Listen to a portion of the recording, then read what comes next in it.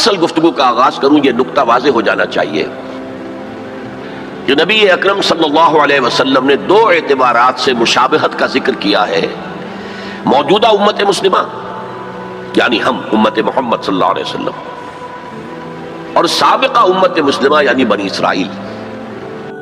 السلام علیکم سامعین، آپ لوگ ڈاکٹر اسرار احمد صاحب کے اور بیانات سننا چاہتے ہیں تو ہمارے چینل کو سبسکرائب ضرور کرتے ہیں۔ اما بعد فقد قال اللہ تبارک و تعالی کما ورد فی سورۃ بنی اسرائیل اور سورۃ الاسراء۔ معزز حاضرین اور محترم خواتین، السلام علیکم ورحمۃ اللہ وبرکاتہ۔ میری آج کی گفتگو کا عنوان امت مسلمہ کا ماضی، حال اور مستقبل۔ تو میں اس بات کو آپ کے سامنے عرض کرنے میں کوئی باک محسوس نہیں کرتا کہ اصل میں یہ مضمون مجھ پر کھلا ہے نبی اکرم صلی اللہ علیہ وسلم کی ایک حدیث کے ذریعے سے،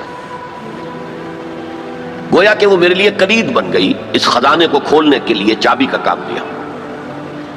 وہ حدیث ہے عبداللہ ابن عمرو بن العاص رضی اللہ تعالی عنہما سے کہ حضور صلی اللہ علیہ وسلم نے فرمایا میری امت پر بھی وہ تمام حالات وارد ہو کر رہیں گے جو بنی اسرائیل پر آئے،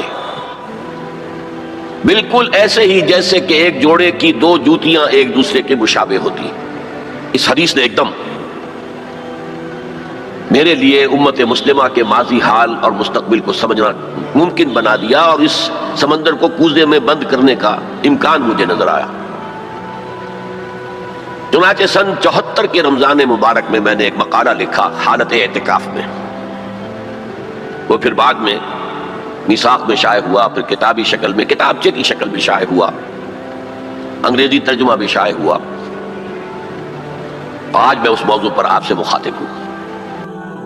اس سے پہلے کہ میں اصل گفتگو کا آغاز کروں یہ نقطہ واضح ہو جانا چاہیے کہ نبی اکرم صلی اللہ علیہ وسلم نے دو اعتبارات سے مشابہت کا ذکر کیا ہے موجودہ امت مسلمہ یعنی ہم امت محمد صلی اللہ علیہ وسلم اور سابقہ امت مسلمہ یعنی بنی اسرائیل۔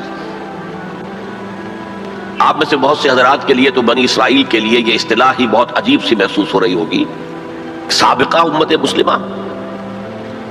تو یہ اصل میں ہماری ناواقفیت کی وجہ سے ہے، ورنہ جیسے کہ غالب نے کہا تھا کہ ریختہ کے ایک تم ہی استاذ نہیں ہو غالب، سنتے ہیں اگلے زمانے میں کوئی میر بھی تھا۔ تو ایسے ہم ہی واحد امت مسلمہ نہیں ہیں، ہم سے پہلے بھی ایک عظیم امت رہی ہے بنی اسرائیل۔ وہ حضرت موسیٰ کے امتی تھے، ہم حضرت محمد کے امتی ہیں صلی اللہ علیہ وسلم علیہ الصلوۃ والسلام۔ انہیں تورات دی گئی تھی، ہمیں قرآن دیا گیا ہے، اور قرآن مجید میں بار بار آتا ہے کہ اہل ایمان جس طرح قرآن پر ایمان رکھتے ہیں ایسے ہی تورات اور انجیل پر بھی ایمان رکھتے ہیں، یعنی اس بات پر ایمان کہ وہ اللہ کی کتابیں تھیں اگرچہ ان میں تحریف ہو گئی۔ پھر ذہن میں رکھیے اس امت میں 3 کتابیں نازل ہوئی ہیں، تورات، زبور اور انجیل۔ اس کے علاوہ بہت سے نبیوں کے صحیفے، اولڈ ٹیسٹمنٹ جو ہے عہد نامہ قدیم، کتنے انبیاء کے صحیفے اس میں شامل ہیں۔ یہ بھی نوٹ کیجئے کہ یہ وہ امت ہے جس کے لیے قرآن میں 4 مرتبہ آیا ہے کہ ہم نے انہیں تمام جہان والوں پر فضیلت دی تھی۔ 2 مرتبہ تو صرف سورہ بقرہ میں نے ہی انہی الفاظ میں آیت وارد ہوئی ہے، 6 رکوع کے شروع میں اور 15ویں رکوع کے شروع میں، یا بنی اسرائیل اذکروا نعمتی التی انعمت علیکم وانی فضلتکم علی العالمین۔ اے بنی اسرائیل یاد کرو میرے انعام و اکرام و احسان کو جو میں نے تم پر کیا، اور میں نے تمہیں تمام جہان والوں پر فضیلت دی۔ پھر جب سے یہ ایک امت کی شکل میں آئے، اس سے پہلے وہ ایک قوم تھے بنی اسرائیل، 12 قبیلے جو حضرت یعقوب علیہ السلام کے 12 بیٹوں سے چلے، قوم تھے وہ، امت نہیں تھے۔ امت تب بنے ہیں جب حضرت موسیٰ علیہ السلام کو تورات دی گئی۔ اس وقت سے لے کر 1400 برس ایسے گزرے ہیں اس امت میں کہ کوئی ایک لمحہ بھی نہیں تھا کہ کوئی نبی موجود نہ ہو۔ یہ جو چین ہے مسلسل انبیاء کی، آغاز بھی 2 رسولوں سے ہوا، موسیٰ اور ہارون علیہ السلام، اختتام بھی 2 پر ہوا، عیسیٰ اور یحییٰ علیہ السلام، اور دونوں کے درمیان سمجھیے کہ ڈور بندھی ہوئی ہے کہ اس میں کہیں کوئی رکھنا نہیں۔ بخاری شریف میں روایت ہے حضور کی صلی اللہ علیہ وسلم، کانت بنو اسرائیل تسوسہم الانبیاء کلما ہلک نبی خلفہ نبی۔ بنی اسرائیل کی سیاست، ان کے انتظامی معاملات انبیاء کے ہاتھ میں ہوتے تھے، جیسے ہی کوئی نبی فوت ہوتا تھا کوئی اور نبی اس کا خلیفہ بن جاتا تھا، جیسے حضرت داؤد، حضرت سلیمان۔ یہ دو مثالیں تو ہر انسان کو معلوم ہیں۔ بہرحال اس امت اور موجودہ امت مسلمہ، امت محمد صلی اللہ علیہ وسلم میں مشابہتیں دو اعتبارات سے بیان کی گئی۔ ایک اس اعتبار سے مسلمانوں تم میں بھی وہ ساری گمراہیاں پیدا ہوں گی جو سابقہ امت میں پیدا ہوئی۔ لَتَتَّبِعُنَّ سُنَنَ مَنْ كَانَ قَبْلَكُمْ، تم لازماً پیروی کرو گے ان کی، ان کے طور طریقوں کی کہ جو تم سے پہلے تھے، حتیٰ کہ اگر وہ گوہ کے بل میں گھسے تھے تم بھی گھسو گے، اور اگر ان میں سے کوئی شقی ایسا اٹھا تھا کہ اس نے اپنی ماں سے زنا کیا تو تم میں بھی کوئی بدبخت ضرور ایسا اٹھے گا جو اپنی والدہ سے زنا کرے گا۔ تو یہ تو ہے گمراہیوں کا معاملہ، امت کے اندر پیدا ہونے والی اعتقادی اور عملی گمراہیاں۔ چنانچہ اس کے ضمن میں جو 10 رکوعوں پر مشتمل فرد جرم عائد کی گئی ہے بنی اسرائیل پر سورہ بقرہ میں، 5ویں رکوع سے شروع ہوتی ہے بات اور 15ویں رکوع کے آغاز تک چلتی ہے، اس میں در حقیقت ہم اپنی موجودہ کیفیت کا اس آئینے میں مشاہدہ کر سکتے ہیں۔ وہ ساری اعتقادی اور عملی گمراہیاں ہمارے اندر پیدا ہوئی۔ ہم تو بخشے بخشائے ہیں، سیغفر لنا، ہم تو اللہ کے محبوب اور چہیتے ہیں، ہمیں تو آگ جہنم کی چھوئے ہی کہ نہیں چھوئے گی تو گنتی کے چند دن۔ پھر دین کے اندر تفریق، کچھ احکام ماننے کچھ نہ ماننے، جس کا میں حوالہ اس سے پہلے دے چکا ہوں۔ افتؤمنون ببعض الکتاب وتکفرون ببعض۔ پھر یہ کہ دین کے ظاہر کے اوپر ہی اپنی ساری توجہ جو ہے مرکوز کر دینا، باطنی اس کی حقیقت اور باطنی روح سے صرف نظر کر لینا، ظاہری چیزوں میں بال کی کھال اتارنا اور چھوٹی چھوٹی چیزوں پر کفر کے فتوے لگا دینا، جیسے کہ حضرت مسیح نے کہا تھا کہ تم مچھر چھانتے رہ جاتے اور سموچے اونٹ نکل جاتے ہو۔ رفع یدین پر تو ہو رہا ہے، من دیگرم تو دیگری، تم اور ہو میں اور ہوں، اور سودی کاروبار میں بھی کر رہا ہوں وہ بھی کر رہا ہے، کوئی پرواہ نہیں۔ تو ایک پہلو تو یہ ہے، اور وہ بھی ہمارے لیے بہت توجہ طلب ہے کہ ان آیات کو پڑھتے ہوئے ہم اپنا جائزہ لیتے رہیں کہ اصل میں ان آیات میں سورہ بقرہ کے 10 رکوعوں میں اللہ تعالیٰ نے پیش کی ایک آئینہ ہمارے سامنے رکھ دیا کہ اس اعتبار سے تمہارے اندر بھی گمراہیاں پیدا ہو کر رہیں گی، تاکہ جن کو بھی اللہ توفیق دے وہ اس آئینے میں اپنی تصویر دیکھ کر اپنی اصلاح کی طرف متوجہ ہو جائیں۔ دوسرا، اس حدیث میں حضور نے فرمایا کہ جو حالات ان پر وارد ہوئے تھے، ایک ہے ان کی اپنی اعتقادی اور عملی گمراہیاں، ایک ہے جو حالات ان پر واقع ہوئے تھے، وہی حالات امت محمد صلی اللہ علیہ وسلم پر بھی واقع ہوں گے۔ اور اس ضمن میں جو آپ نے تشبیہ دی ہے اس سے زیادہ فصاحت و بلاغت پر مبنی تمثیل یا تشبیہ ممکن نہیں۔ جیسے ایک جوتی کے 2 جوتے، ایک جوڑے کے 2 جوتے، اگر آپ ان کو زمین پر رکھا ہوا دیکھیں گے تو فرق نظر آئے گا، ایک کا پنجہ یوں ہے ایک کا پنجہ یوں ہے، فرق ہے۔ ان کے تلوے ملا دیجئے تو بال برابر فرق نہیں ہے۔ تو ویسے تو ظاہر بات ہے ان دونوں امتوں کی تاریخ میں 2000 سال کا فصل ہے، نصف صدی کا قصہ ہے، 2-4 برس کی بات نہیں، تو ایگزیکٹلی تو وہ حالات نہیں ہو سکتے، لیکن یہ کہ اگر آپ تھرو دی لائنز ریڈ کر سکتے ہو بین السطور، تو واقعہ یہ ہے کہ بالکل کاربن کاپی ہے، جو کچھ ان پر بیتا وہی ہم پر بیتا۔ اور جیسا کہ میں نے عرض کیا اسی حدیث کی روح سے، اور پھر یہ آیات جو آج تلاوت بھی کی گئی، جن کی قرات کی گئی، جن کا ترجمہ آپ کو جناب منظور شیخ صاحب نے بھی سنا دیا، میں بھی کچھ ترجمہ کروں گا۔ ان آیات پر جب میں نے غور کیا، اس حدیث کی روح سے ان چند آیات میں جو خزانہ تھا، صندوق تھا، اس کا اسے کھولا، تو جو بات سامنے آئی ہے وہ آج آپ کے سامنے رکھ رہا ہوں۔ دوسری بات جو میں چاہتا ہوں کہ واضح ہو جائے وہ یہ ہے کہ میرا موضوع ہے امت کا ماضی، حال اور مستقبل۔ اسلام کا ماضی، حال اور مستقبل یہ دوسرا موضوع ہے، ان دونوں کو ایک شے نہ سمجھیے۔ اسلام کا عروج حضور کے اور خلافت راشدہ کے دور میں ہوا، اور خلافت راشدہ کے اختتام کے ساتھ اس کا زوال شروع ہو گیا۔ وہ زوال تقریباً 1400 برس تک مسلسل مسلسل مسلسل مسلسل مسلسل جاری رہا۔ ہاں اب وہ وقت آنے والا ہے کہ پھر اس کا ایک عروج ہوگا، لیکن امت کا معاملہ اس کے برعکس ہے۔ امت ایک مرتبہ اٹھی، پھر گری، پھر اٹھی، پھر گری۔ اور بنی اسرائیل کے لیے انہی 4 ادوار کا تذکرہ ہے جو ان آیات میں ہے۔ ہم نے یہ فیصلہ سنا دیا تھا، پیش کی بنی اسرائیل کو، وَقَضَيْنَا إِلَىٰ بَنِي إِسْرَائِيلَ فِي الْكِتَابِ، اپنی کتاب میں، تورات میں، لَتُفْسِدُنَّ فِي الْأَرْضِ مَرَّتَيْنِ، تم 2 مرتبہ زمین میں بڑا فساد بچاؤ گے، وَلَتَعْلُنَّ عُلُوًّا كَبِيرًا، اور سرکشی کرو گے، بہت اونچی سرکشی، بہت بڑی سرکشی۔ اب یہاں پر حذف سمجھیے، محذوف سمجھیے، انڈرسٹوڈ سمجھیے کہ جب یہ وقت آئیں گے تو تم پر ہمارے عذاب کے شدید کوڑے پڑیں گے، اس لیے کہ آگے جو لفظ وعدہ آ رہا ہے، فَإِذَا جَاءَ وَعْدُ أُولَاهُمَا، تو وعدہ تو عذاب کا تھا، اصل میں یہ تو خبر تھی، صرف یہ وعدہ نہیں تھا کہ تم 2 مرتبہ اپنی تاریخ کے دوران بہت شدید سرکشی کرو گے، اللہ کے خلاف، اللہ کے دین کے خلاف، اللہ کی شریعت کے خلاف بہت فساد بچاؤ گے۔ اور یہاں جیسا کہ میں نے عرض کیا، اب امپلائڈ سمجھیے، اور اس پر ہمارے عذاب کے شدید کوڑے تم پر برسیں گے۔ فَإِذَا جَاءَ وَعْدُ أُولَاهُمَا، تو جب ان 2 وعدوں میں سے پہلے وعدے کا وقت آیا، یعنی عذاب کا وعدہ جو ہم نے تم سے کیا تھا، جو وعید دی تھی تمہیں، بَعَثْنَا عَلَيْكُمْ عِبَادًا لَنَا أُولِي بَأْسٍ شَدِيدٍ، ہم چڑھا لائے تم پر اپنے وہ بندے جو بہت جنگجو تھے، بہت وحشی تھے، بہت فوجی قوت کے حامل تھے، فَجَاسُوا خِلَالَ الدِّيَارِ، وہ تمہاری آبادیوں میں گھس گئے اور پھیل گئے، وَكَانَ وَعْدًا مَفْعُولًا، اور وہ وعدہ جو ہے پورا ہو کر رہا۔ اس سے واضح ہو گیا وعدہ عذاب کا تھا۔ ظاہر بات ہے کہ اس پہلے زوال سے یا پہلے سرکشی سے، اس سے قبل یقیناً کوئی دور اچھا تھا جس کے بعد یہ زوال آیا ہے۔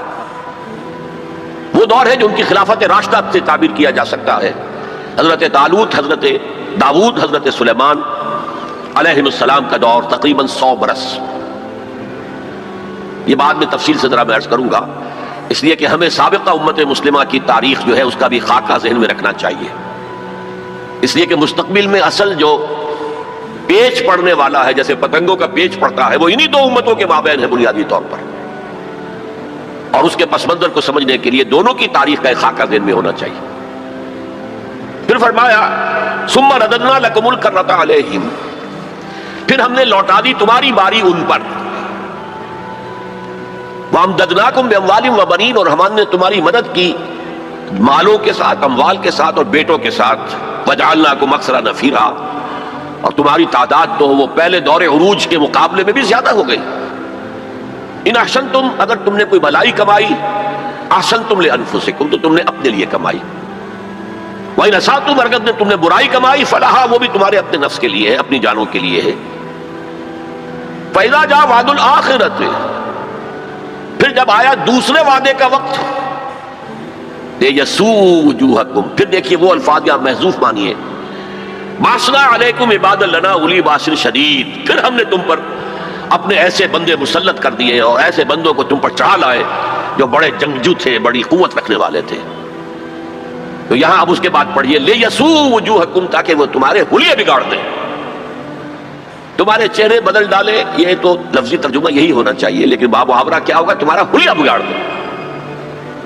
وَلِيَدْخُلُوا الْمَسْجِدَ كَمَا دَخَلُوهُ أَوَّلَ مَرَّةٍ، اور وہ داخل ہو مسجد میں، بیت المقدس کی مسجد میں جو حضرت سلیمان نے بنائی تھی، جیسے پہلی مرتبہ داخل ہوئے تھے۔ پہلی مرتبہ کے ذکر میں اس کا بیان نہیں آیا تھا۔ یہ قرآن مجید کا اسلوب ہے کہ مقابل کی چیزوں کو حذف کر دیا جاتا ہے تاکہ اختصار سے کام لیا جائے۔ وَلِيَدْخُلُوا الْمَسْجِدَ كَمَا دَخَلُوهُ أَوَّلَ مَرَّةٍ، پہلی مرتبہ جیسے وہ داخل ہوئے تھے۔ وَلِيُتَبِّرُوا مَا عَلَوْا تَتْبِيرًا، اور جس چیز پر بھی انہیں اختیار حاصل ہو جائے اسے برباد کر کے رکھ دیں، تباہ کر دیں۔ یہ ہیں چند آیات جن میں بنی اسرائیل کے تاریخ کے، ان میں تو 3 ادوار کا ذکر ہے، لیکن ایک دور جو ہے ان کا امپلائڈ ہے کہ پہلے دور عذاب یا دور زوال سے پہلے ان کا ایک سنہری دور بھی تھا۔ اب ذرا میں چاہتا ہوں کہ بنی اسرائیل کی تاریخ کا ایک خاکہ ذہن میں جما لیں۔ 1400 قبل مسیح میں حضرت موسیٰ کو تورات ملی، تو 1400 قبل مسیح سے بنی اسرائیل ایک امت کی حیثیت سے ان کی تاریخ شروع ہوئی۔ حضرت موسیٰ کے زمانے میں جب تورات حاصل کرنے کے بعد پھر آپ آگے بڑھے فلسطین کی طرف، اور آپ نے بنی اسرائیل سے کہا کہ اب داخل ہو جاؤ اور جنگ کرو، جو لوگ یہاں ہیں انہیں یہاں سے نکالو، مشرکین ہیں، نہایت گمراہ قومیں یہاں آباد ہیں، یہاں سے نکالو، تاکہ یہ سرزمین جہاں تمہارے جد امجد ابراہیم رہتے تھے، یہ سرزمین جہاں تمہارے جد امجد اسحاق رہتے تھے، حضرت یعقوب رہتے تھے اور جہاں سے وہ ہجرت کر کے مصر تشریف لے گئے تھے، تم دوبارہ وہ زمین حاصل کر لو، لیکن انہوں نے جنگ سے صاف انکار کر دیا۔ فَاذْهَبْ أَنْتَ وَرَبُّكَ فَقَاتِلَا إِنَّا هَاهُنَا قَاعِدُونَ، اے موسیٰ جاؤ، تم جاؤ، تمہارا رب جائے، تم جا کے جنگ کرو، وہ تو بڑے قوی الجثہ لوگ ہیں، بڑے خوخار لوگ ہیں، ہم ان سے جنگ کرنے کی پوزیشن میں نہیں ہیں، ہم تو یہاں بیٹھے ہیں۔ حضرت موسیٰ پر اس قدر شدید بیزاری طاری ہوئی، آپ نے اللہ کی جناب میں دعا کی، رب انی لا املک الا نفسی و اخی، پروردگار مجھے تو اختیار ہے تو اپنی جان پر اور اپنے بھائی ہارون کی جان پر۔ اور یہ پوری قوم انکار کیے بیٹھی ہے۔ 6 لاکھ میں سے صرف 2 افراد نکلے تھے، یوشع ابن نون جو بعد میں جانشین ہوئے حضرت موسیٰ کے اور نبی تھے، جوشوا کہتے ہیں بائبل میں انہیں، اور کالب بن یفنہ، یہ دو رسول، 2 ان کے یہ امتی، 4 آدمی۔ ظاہر بات ہے کہ وہ کیسے جنگ کرتے۔ تو حضرت موسیٰ کی دعا تھی کہ رب انی لا املک نفسی الا نفسی واخی فافرق بیننا و بین القوم الفاسقین، تو اے اللہ اب ہمارے اور ان فاسقوں کے درمیان علیحدگی کر دے، میں اب ان کے ساتھ نہیں رہنا چاہتا، ان ناہنجاروں کے ساتھ نہیں رہنا چاہتا۔ اللہ نے فرمایا نہیں موسیٰ، رہنا تو ہوگا تمہیں انہی کے ساتھ، البتہ انہیں ہم یہ سزا دے رہے ہیں کہ 40 برس تک یہ ارض مقدس اب ان پر حرام ہو گئی، اسی صحرائے سینا میں بھٹکتے پھریں گے، یتیہون فی الارض، اسی سے اس سینا کے صحرا کو صحرائے تیر کہا جاتا ہے، یتیہون فی الارض۔ اسی 40 سال کے دوران میں حضرت موسیٰ کا انتقال ہو گیا، حضرت ہارون کا انتقال ہو گیا، بلکہ یوں سمجھیے کہ تقریباً پوری نسل جو مصر سے نکل کر آئی تھی وہ فوت ہو گئی۔ اب ایک نئی نسل پیدا ہوئی صحرا میں، جو غلامی کا داغ اٹھائے ہوئے نہیں تھی، صحرا کی وسعتوں میں پیدا ہوئے، جیسے کہ اقبال کہتا ہے فطرت کے مقاصد کی کرتا ہے نگہبانی، یا بندہ صحرائی یا مرد کوہستانی۔ شہری لوگوں کے اندر تو طرح طرح کی کمزوریاں آ جاتی ہیں، اخلاقی اعتبار سے بھی بڑے بڑے شہر، ان کے اندر جو بھی خرابیاں آتی ہیں وہ سب کو معلوم ہے۔ تو فطرت کے مقاصد کی کرتا ہے نگہبانی، یا بندہ صحرائی یا مرد کوہستانی۔ تو صحرا میں جو نسل پیدا ہوئی اب 40 سالوں میں اور وہ جوان ہو گئی، اس نے پھر جوشوا یعنی حضرت یوشع ابن نون کی سرکردگی میں جہاد کیا، قتال کیا۔ جیریکو، اریحا اس کا نام تھا، آج کل آپ پڑھتے ہوں گے اخبارات میں، وہ اسرائیل میں اور جو فلسطین کے شہروں میں جیریکو ایک مشہور شہر ہے، سب سے پہلے وہ فتح کیا، اس کے بعد پورا فلسطین فتح کر لیا۔ غلطی یہ کی کہ کوئی ایک مرکزی حکومت قائم نہیں کی، 12 قبیلوں نے 12 چھوٹی چھوٹی ریاستیں بنا لی۔ اب 12 ریاستیں ہوں گی تو آپس میں کھٹ پٹ بھی ہوگی، اختلافات بھی ہوں گے، جیسے ہمارے دور زوال میں ہندوستان میں جب مغلیہ سلطنت کا جو کنٹرول تھا وہ ڈھیلا پڑ گیا، تو اب ہر جگہ پر راجے ہیں، مہاراجے ہیں، نواب ہیں، لوکل لوگ کھڑے ہو گئے اور ان پر کوئی کنٹرول اب مرکز کا نہیں رہا۔ پھر وہ آپس میں لڑتے بھی تھے، اور جو قریب کے مشرک قبائل تھے ان سے ایک دوسرے کے خلاف مدد بھی لیتے تھے، ان سے شادیاں بھی کی، ان سے خلا ملا بھی رکھا، مشرکانہ اوہام بھی پیدا ہو گئے، غلط رسومات بھی انہوں نے اپنے ان مشرک ہمسایوں سے سیکھ لی۔ تو پھر ان پر ایک سزا مسلط ہوئی، اور جو آس پاس کے مشرک قبائل تھے انہوں نے انہیں فتح کر کے انہیں اپنے گھروں سے نکال دیا۔ 300 برس اس کیفیت میں گزرے ہیں۔ اس کے بعد جب ان کا حال یہ ہو گیا کہ اپنے گھروں سے نکال دیے گئے، ان کے بیٹوں کو روک لیا گیا غلام بنانے کے لیے، تو پھر انہوں نے وقت کے نبی سے کہا کہ ہمارے لیے ایک بادشاہ آپ معین کر دیں، سپہ سالار معین کر دیں کہ ہم اس کی قیادت میں قتال کریں۔ وہ واقعہ قرآن مجید میں سورہ بقرہ میں تفصیل سے ہے، میں اس کی تفصیل میں نہیں جانا چاہتا۔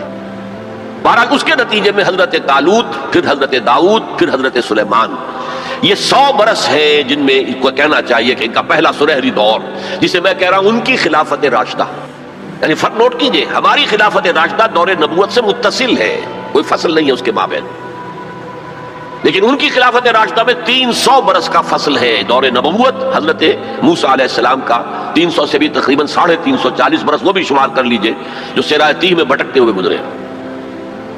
بہرحال یہ 100 سال ان کے بڑے شاندار تھے، حضرت داؤد کی حکومت اور حضرت سلیمان کی حکومت تو اس اعتبار سے پوری انسانی تاریخ میں یونیک ہے کہ ہوا پر بھی انہیں کنٹرول دے دیا گیا، جنات ان کے تسلط میں آ گئے، اور پرندوں اور جانوروں کی بولیاں بھی ان کو سکھا دی گئیں۔ اس قسم کی حکومت تو اللہ نے کسی اور کو کبھی دی ہی نہیں۔ لیکن پھر اب ان کا دور زوال شروع ہوا۔ حضرت سلیمان کے 2 بیٹوں کے درمیان سلطنت تقسیم ہو گئی، شمالی اسرائیل چھوٹی تھی اور بڑی یہودا، دو حصوں میں تقسیم ہو گئے، اور ان میں سوال آیا اخلاقی، مذہبی، اعتقادی، عملی، دنیا پرستی، دولت پرستی، مشرکانہ اوہام، غلط رسوم۔ اس کے نتیجے میں پھر اللہ کے عذاب کا پہلا کوڑا جو ہے، بڑا کوڑا، وہ پڑا، اور وہ دو حصوں میں آیا، نوٹ کر لیجئے۔ پہلے اشوریوں نے، سیریا کے رہنے والے اشوریوں نے حملہ کیا اور شمالی سلطنت اسرائیل کو تہس نہس کر دیا، ختم کر دیا۔ یہ ہوا ہے تقریباً 700 قبل مسیح۔ خلافت راشدہ ان کی ہے 1000 قبل مسیح سے لے کے 900 قبل مسیح تک، تو گویا کہ اس کے 200 برس کے بعد سلطنت اسرائیل ختم۔ سلطنت یہودا رہی، لیکن اس میں بھی وہ زوال جاری رہا۔ تو تقریباً 125 سال کے بعد نیبوکڈنیزر کا جو حملہ آیا ہے، king of Babylonia, the Chaldean emperor, یہ علاقہ کلدانیہ کہلاتا ہے، اور یہی تو حضرت ابراہیم کا مولد ہے، جہاں ان کی ولادت ہوئی ہے، شہر ار، وہ اسی عراق میں ہے۔ عراق کا پرانا نام جو ہے وہ بیبیلونیا ہے، بابل۔ نیبوکڈنیزر نے جو حملہ کیا ہے، 6 لاکھ یہودی اپنی جگہ پر قتل کیے، اور 6 لاکھ کو قیدی بنا کر لے گیا، بھیڑ و بکریوں کی طرح، جیسے ریوڑ ہانک کے لے جائے جاتے ہیں، لے جائے گئے۔ 6 لاکھ بیبیلونیا لے گیا، وہاں انہیں قید کے اندر رکھا۔ یہ ان کا پہلا بہت ہی بڑا جو ہے اللہ کے عذاب کا دور تھا۔ اس میں اس نے یروشلم کی اینٹ سے اینٹ بجا دی، کوئی ایک انسان وہاں زندہ باقی نہیں رہنے دیا، اور حضرت سلیمان کی بنائی ہوئی مسجد کو اس نے مسمار کر دیا، اور اس میں 2 اینٹیں بھی سلامت نہیں رہی۔ قرآن میں جو سورہ بقرہ میں ذکر ہے، او کالذی مر علی قریۃ وہی خاویۃ علی عروشہا، یہ واقعہ حضرت عزیر علیہ السلام کا۔ وہ جب آئے، انہوں نے دیکھا یہ یروشلم کا یہ حال ہو گیا ہے، تو انہوں نے وہ الفاظ کہے، انا یحیی ہذہ اللہ بعد موتہا، یہ شہر جو اس طرح مر گیا، ختم ہو گیا، ایک متنفس زندہ نہیں، 2 اینٹیں سلامت نہیں، اللہ کیسے اس شہر کو دوبارہ آباد کرے گا؟ تو اللہ نے فاماتہ اللہ 100 عام، 100 سال کے لیے موت طاری کر دی۔ وہ واقعہ آپ نے پڑھا ہوگا، میں اس میں اب تفصیل میں نہیں جا سکتا۔ بہرحال اس کے 100 برس کے بعد تقریباً اب تاریخ نے ایک اور کروٹ لی۔ یہ فلسطین کے مشرق میں عراق، عراق کے مشرق میں ایران۔ ایران میں ایک زبردست شہنشاہ جو ہے وہ سامنے آیا، کیخورس یا سائرس، جسے ذوالقرنین بھی کہتے، 2 سینگوں والا، اس لیے کہ اس نے 2 ملکوں کو جوڑ کر ایک سلطنت بنائی تھی، پارس اور مادہ، ان دونوں کو جوڑ کر ایک سلطنت بنائی، عظیم ایرانی سلطنت، جس کا 2500 سالہ جشن منایا تھا۔ وہ جو شہنشاہ ایران تھا، جو خواب دیکھ رہا تھا اسی اپنے دور کو واپس لانے کا، سائرس جو ہے، اس نے حملہ کیا بیبیلونیا پر اور ان کی حکومت ختم کی۔ نیبوکڈنیزر کے جو بھی وہاں اس وقت وارث تھے، اور یہودیوں کو اجازت دے دی کہ اب تم جاؤ، جا سکتے ہو، جا کر اپنا معبد بھی دوبارہ تعمیر کر سکتے ہو۔ اس نے مدد بھی کی، اس کے جانشینوں نے بھی مدد کی، ساز و سامان بھی جاؤ بناؤ، اور اپنی سلطنت میں دوبارہ آباد ہو جاؤ۔ اس وقت حضرت عزیر علیہ السلام کی دعوت توبہ، توبہ کی برا، توبہ کرو، توبہ کرو، توبہ کرو، ریپنٹ ریپنٹ ریپنٹ، اصلاح کرو اپنے اعمال کی، اپنے عقائد کی۔ اور یہ دعوت مفید ہوئی، اور ایک رینائسنس ہو گیا، احیاء ہو گیا بنی اسرائیل کے اندر، مذہبی، روحانی، اخلاقی اعتبار سے ایک احیاء ہو گیا۔ چنانچہ اللہ تعالیٰ نے اب ان کی مدد کی، ان کو مال بھی دیے، ان کو اولاد بھی دی، ان کی تعداد بھی بہت بڑھ گئی، اور اب پھر ایک 100 سالہ ان کا دور آیا ہے جو بہت عظمت کا ہے۔ ثم رددنا لكم الكرة عليهم وامددناكم باموال وبنين وجعلناكم اكثر نفيرا۔ اس کو کہتے ہیں تاریخ میں مکابی امپائر۔ زمینی رقبے کے اعتبار سے یہ حضرت سلیمان کی سلطنت سے بھی بڑی تھی، اگرچہ میں عرض کر چکا ہوں حضرت سلیمان کی حکومت کا کچھ اور ہی معاملہ تھا، وہ تو کسی اور کا ہوا ہی نہیں، لیکن زمینی رقبہ مکابی سلطنت کا حضرت سلیمان کی سلطنت سے بھی بڑا تھا۔ لیکن اس کے بعد پھر وہی ہوا، پھر وہی زوال، پھر اسی طریقے سے مشرکانہ اوہام عقائد کے اندر گھس گئے، بدعات، رسومات نئی سے نئی، اپنے آس پاس کے اڑوس پڑوس کے لوگوں سے چیزیں سیکھ سیکھ کر اپنے اندر داخل کرنا، دنیا پرستی، شہوت پرستی، پھر ان کے اوپر عذاب کے کوڑے برسے۔ یہ ہے وَإِذَا جَاءَ وَعْدُ الْآخِرَةِ بَعَثْنَا عَلَيْكُمْ عِبَادًا لَنَا أُولِي بَأْسٍ شَدِيدٍ لِيَسُوءُوا وُجُوهَكُمْ وَلِيَدْخُلُوا الْمَسْجِدَ كَمَا دَخَلُوهُ أَوَّلَ مَرَّةٍ۔ یہ مکابی سلطنت کے دور میں وہ ہیکل سلیمانی یا مسجد اقصی حضرت سلیمان کی دوبارہ تعمیر کر دی گئی تھی، اسے وہ کہتے ہیں سیکنڈ ٹیمپل۔ لیکن ان پر اب جو آئے کوڑے وہ یورپ سے آئے، پہلے گریکس آئے، Alexander the great and Seleucus ان کی حکومت پر قائم رہی، انہوں نے روندا پاؤں تلے. پھر رومنز آ گئے، رومنز نے فتح کیا علاقہ، انہوں نے اس طرح کا نظام قائم کیا، براہ راست حکومت اپنی نہیں رکھی جیسے ہمارے ہاں ہوتا تھا انگریز کے دور میں، راجواڑے اور نوابوں کا علاقہ، نواب بیٹھے ہوئے لیکن اوپر ریزیڈنٹ ایک بیٹھا ہوا ہے، اصل پالیسی اس کے ہاتھ میں ہوتی تھی، اصل میں تو انگریز کی حکومت تھی لیکن دکھاوے کے لیے راجہ مہاراجہ اور نواب تھے. اس طرح وہ یہودی حکومت انہوں نے قائم رکھی وہاں، لیکن اصل طاقت اپنے ہاتھ میں رکھی.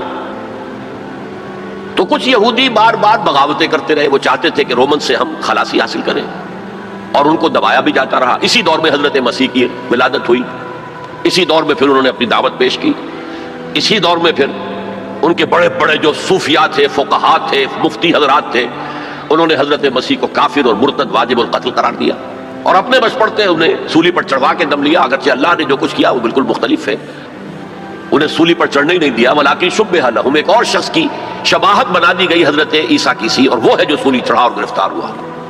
اور انجیل برنباس سے معلوم ہوتا ہے، ہمارے پاس اس کا کوئی سورس نہیں تھی، ہمارے کسی مفسر نے، کسی محدث نے حضور سے بھی نقل نہیں کیا، لہذا ہمیں یہ تو معلوم تھا، یہ تو ہمارا عقیدہ ہے کہ حضرت مسیح سولی نہیں چڑھے، وہ قتل نہیں ہوئے، ما قتلوہ وما صلبوہ ولکن شبہ لہم. لیکن کیسے شبہ کیا، کس کو مشابہ بنایا، کون سولی چڑھا، ہمیں معلوم نہیں تھا. یہ تو پوپ کی لائبریری سے نکلی ہے انجیل برنباس، ایونجیلیم برنابے، اس نے واضح کیا ہے کہ جس حواری نے دھوکہ دیا تھا یا غداری کی تھی، اسی کی شکل اللہ نے حضرت عیسیٰ کی سی بنا دی. اور حضرت عیسیٰ کو جب وہ سپاہی پکڑنے کے لیے آئے تو جس کوٹھڑی میں وہ بیٹھے ہوئے تھے، باغ کے اندر وہ پوش تھے، اس کی چھت پھٹی، 4 فرشتے نازل ہوئے اور حضرت عیسیٰ کو لے گئے اور اس شخص کی شکل حضرت عیسیٰ کی بنا دی گئی. وہ پکڑا گیا اور وہ سولی چڑھا، واللہ اعلم. لیکن یہ قرین قیاس ہے بہت. بہرحال اس کے بعد بھی ان کا زوال باقی رہا، انہوں نے حضرت عیسیٰ کو تو رد کر دیا، انہیں ولد الزنا قرار دیا، حضرت مریم پر تہمت لگائی، بہتان عظیمہ قرآن کہتا ہے، مریم پر بہتان عظیم. اس کے بعد سن 70 عیسوی میں، یعنی حضرت مسیح کے رفع سماوی کے تقریباً 40 برس بعد، پھر ان زیلوٹس نے، یہ جو بار بار بغاوت کرتے تھے یہودیوں میں سے، انہیں زیلوٹس کہا جاتا ہے، بڑے جوشیلے لوگ، انہوں نے ایک بڑی بغاوت کی.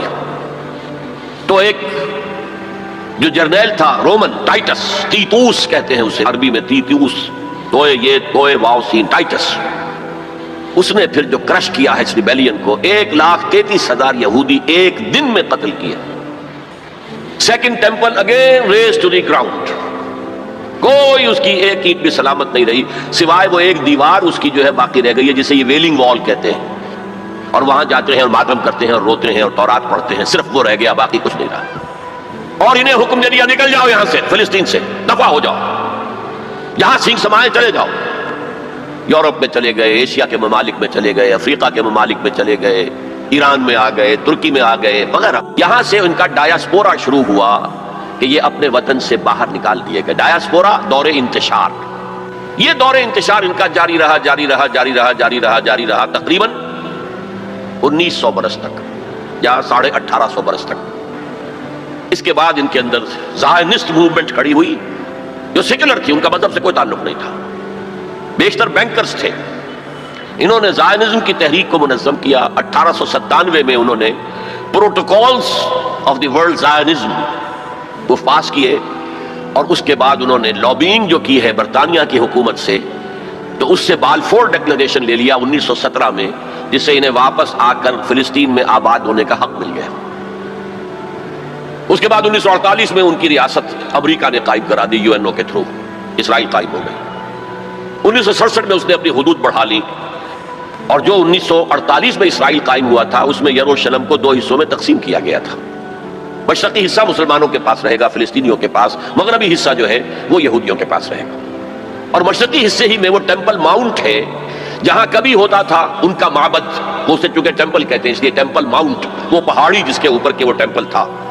اور وہاں مسلمانوں کے دور میں وہاں پر مسجد اقصی بن گئی، اور وہاں پر قبۃ الصخرہ، وہ چٹان جہاں سے حضور کا آسمانی سفر شروع ہوا تھا معراج کا، اس چٹان پر عبد الملک بن مروان جو بنو امیہ کا ایک بڑا خلیفہ تھا، بڑا بادشاہ تھا، اس نے یہ ڈوم بنائی جو آج آپ کو نظر آتی ہے ٹی وی کے اندر، ڈوم آف دی راک.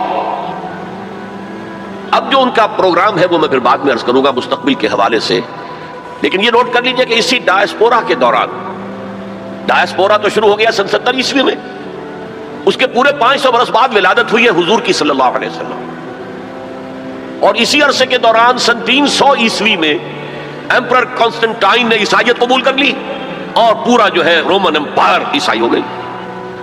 تو حضور کے زمانے میں یروشلم پر قبضہ تھا عیسائیوں کا، ہیراکلیس ہرقل اس کی حکومت تھی، اور حضرت عمر کے زمانے میں جب فتح ہوا ہے یروشلم تو عیسائیوں نے ہینڈ اوور کیا ہے۔ وہ بھی ایک لمبی کہانی ہے، کیوں کیا ہے، کیسے کیا ہے، اس وقت میں اس میں نہیں جانا چاہتا۔ بہرحال یہ خاکہ ذہن میں جمائیے کہ ان کا پہلا عروج حضرت موسیٰ کے 300 برس بعد، 100 برس کا ان کی خلافت راشدہ کا دور، پھر ان کا زوال اسیرینز کے ہاتھوں پٹائی اور نیبوکڈنیزر کے ہاتھوں پٹائی، اور the period of captivity in Babylonia.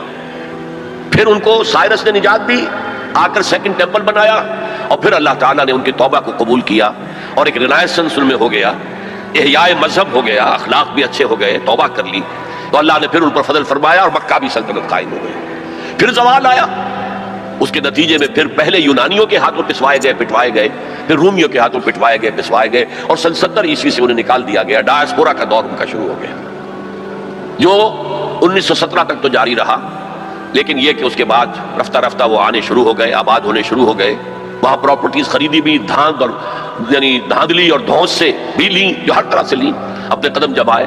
پھر جیسا کہ میں نے عرض کیا 1948 میں اسرائیل قائم ہو گیا، 1967 میں اس نے اپنی حدود بڑھائی۔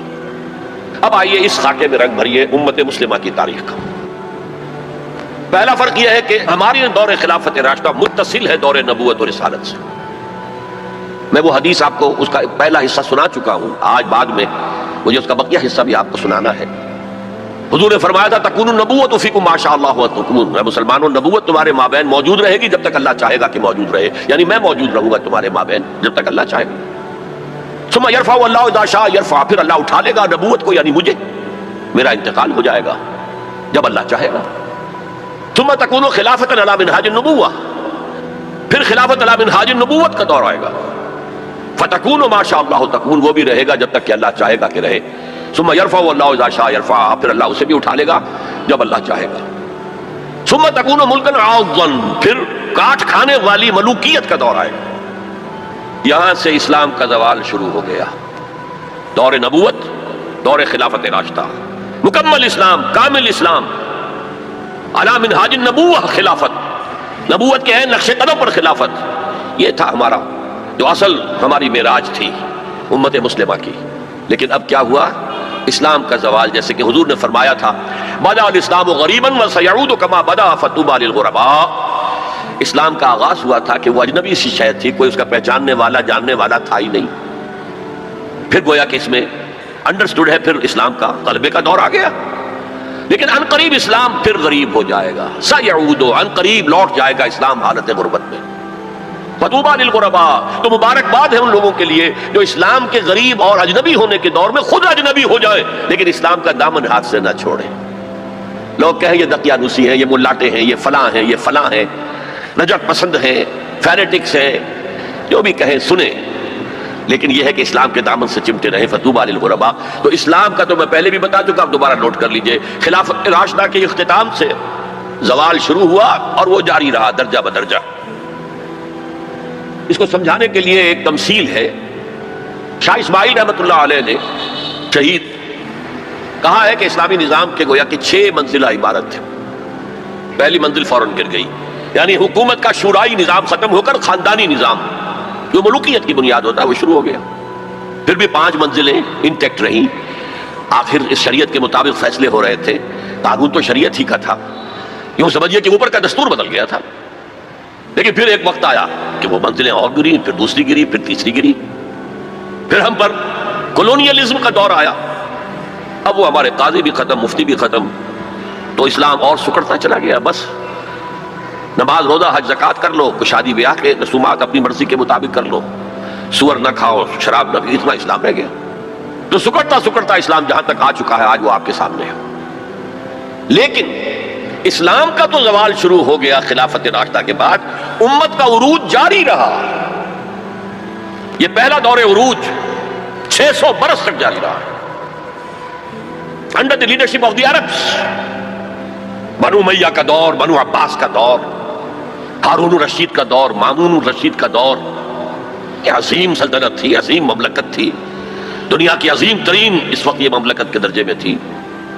علوم کا چرچا ہو رہا تھا، فنون کا چرچا ہو رہا تھا، کتابیں ٹرانسلیٹ ہو رہی ہیں، یونانی سے سائنس اور فلسفے کی کتابیں جو ہیں وہ ٹرانسلیٹ کی جا رہی ہیں، ہندوستان سے لیا جا رہا ہے. یہ سب کچھ جو ہے یہ ان کا قومی اعتبار سے، مسلمانوں کے ایک قوم کے اعتبار سے یہ عروج ہے. دور بنو عباس تقریباً 600 برس کا ہے یا 500 برس کا، ان میں سے 200-250 برس ان کے بڑے عروج کے. پوری مملکت ایک تھی، کنٹرول ایک تھا. پھر جیسے ہمارے ہاں سلطنت مغلیہ کہنے کو تو 1857 تک رہی ہے، ظاہر بات ہے کہ وہ اصل جو دور تھا وہ اورنگزیب عالمگیر پر ختم ہو گیا تھا. اس کے بعد تو کھنڈر بتا رہے ہیں عمارت عظیم تھی، عمارت کو گرتے گرتے وقت لگتا ہے. اسی طرح اس کے بعد اس وقت پھر جب اور ان کے ہاں عیاشیاں شروع ہو گئیں، کوہ قاف کا سارا حسن نسوانی لا کر محلوں میں ہزاروں کی تعداد میں کنیزیں ہیں، ناؤ نوش ہے، رقص و سرود ہے، کیا نہیں تھا جو ہوا ہے. زوال عوام کے اندر بدعات، رسومات، یہ ساری چیزیں ہوئی تو اللہ کے عذاب کے اب کوڑا پڑا، پہلا کوڑا، زبردست کوڑا. جیسے وہاں 2 حصوں میں آیا تھا، کاربن کاپی بتا رہا ہوں آپ کو، حزب النال بن نال. پہلے شمال سے آئے کروسیڈرز، صلیبی ہورڈز، انہوں نے میڈیٹرینین کا سارا ساحلی علاقہ تہس نہس کر دیا اور 1099 میں یروشلم بھی فتح کر لیا. اور اتنا خون بہایا ہے، اتنا خون بہایا ہے، وہ خود یہ لکھتے ہیں ان کے ہسٹورینز کہ جب صلیبی داخل ہوئے ہیں ان کے فوجی گھوڑوں کے اوپر سوار ہو کر تو گھوڑوں کے گھٹنوں تک خون کی ندیاں بہ رہی تھیں.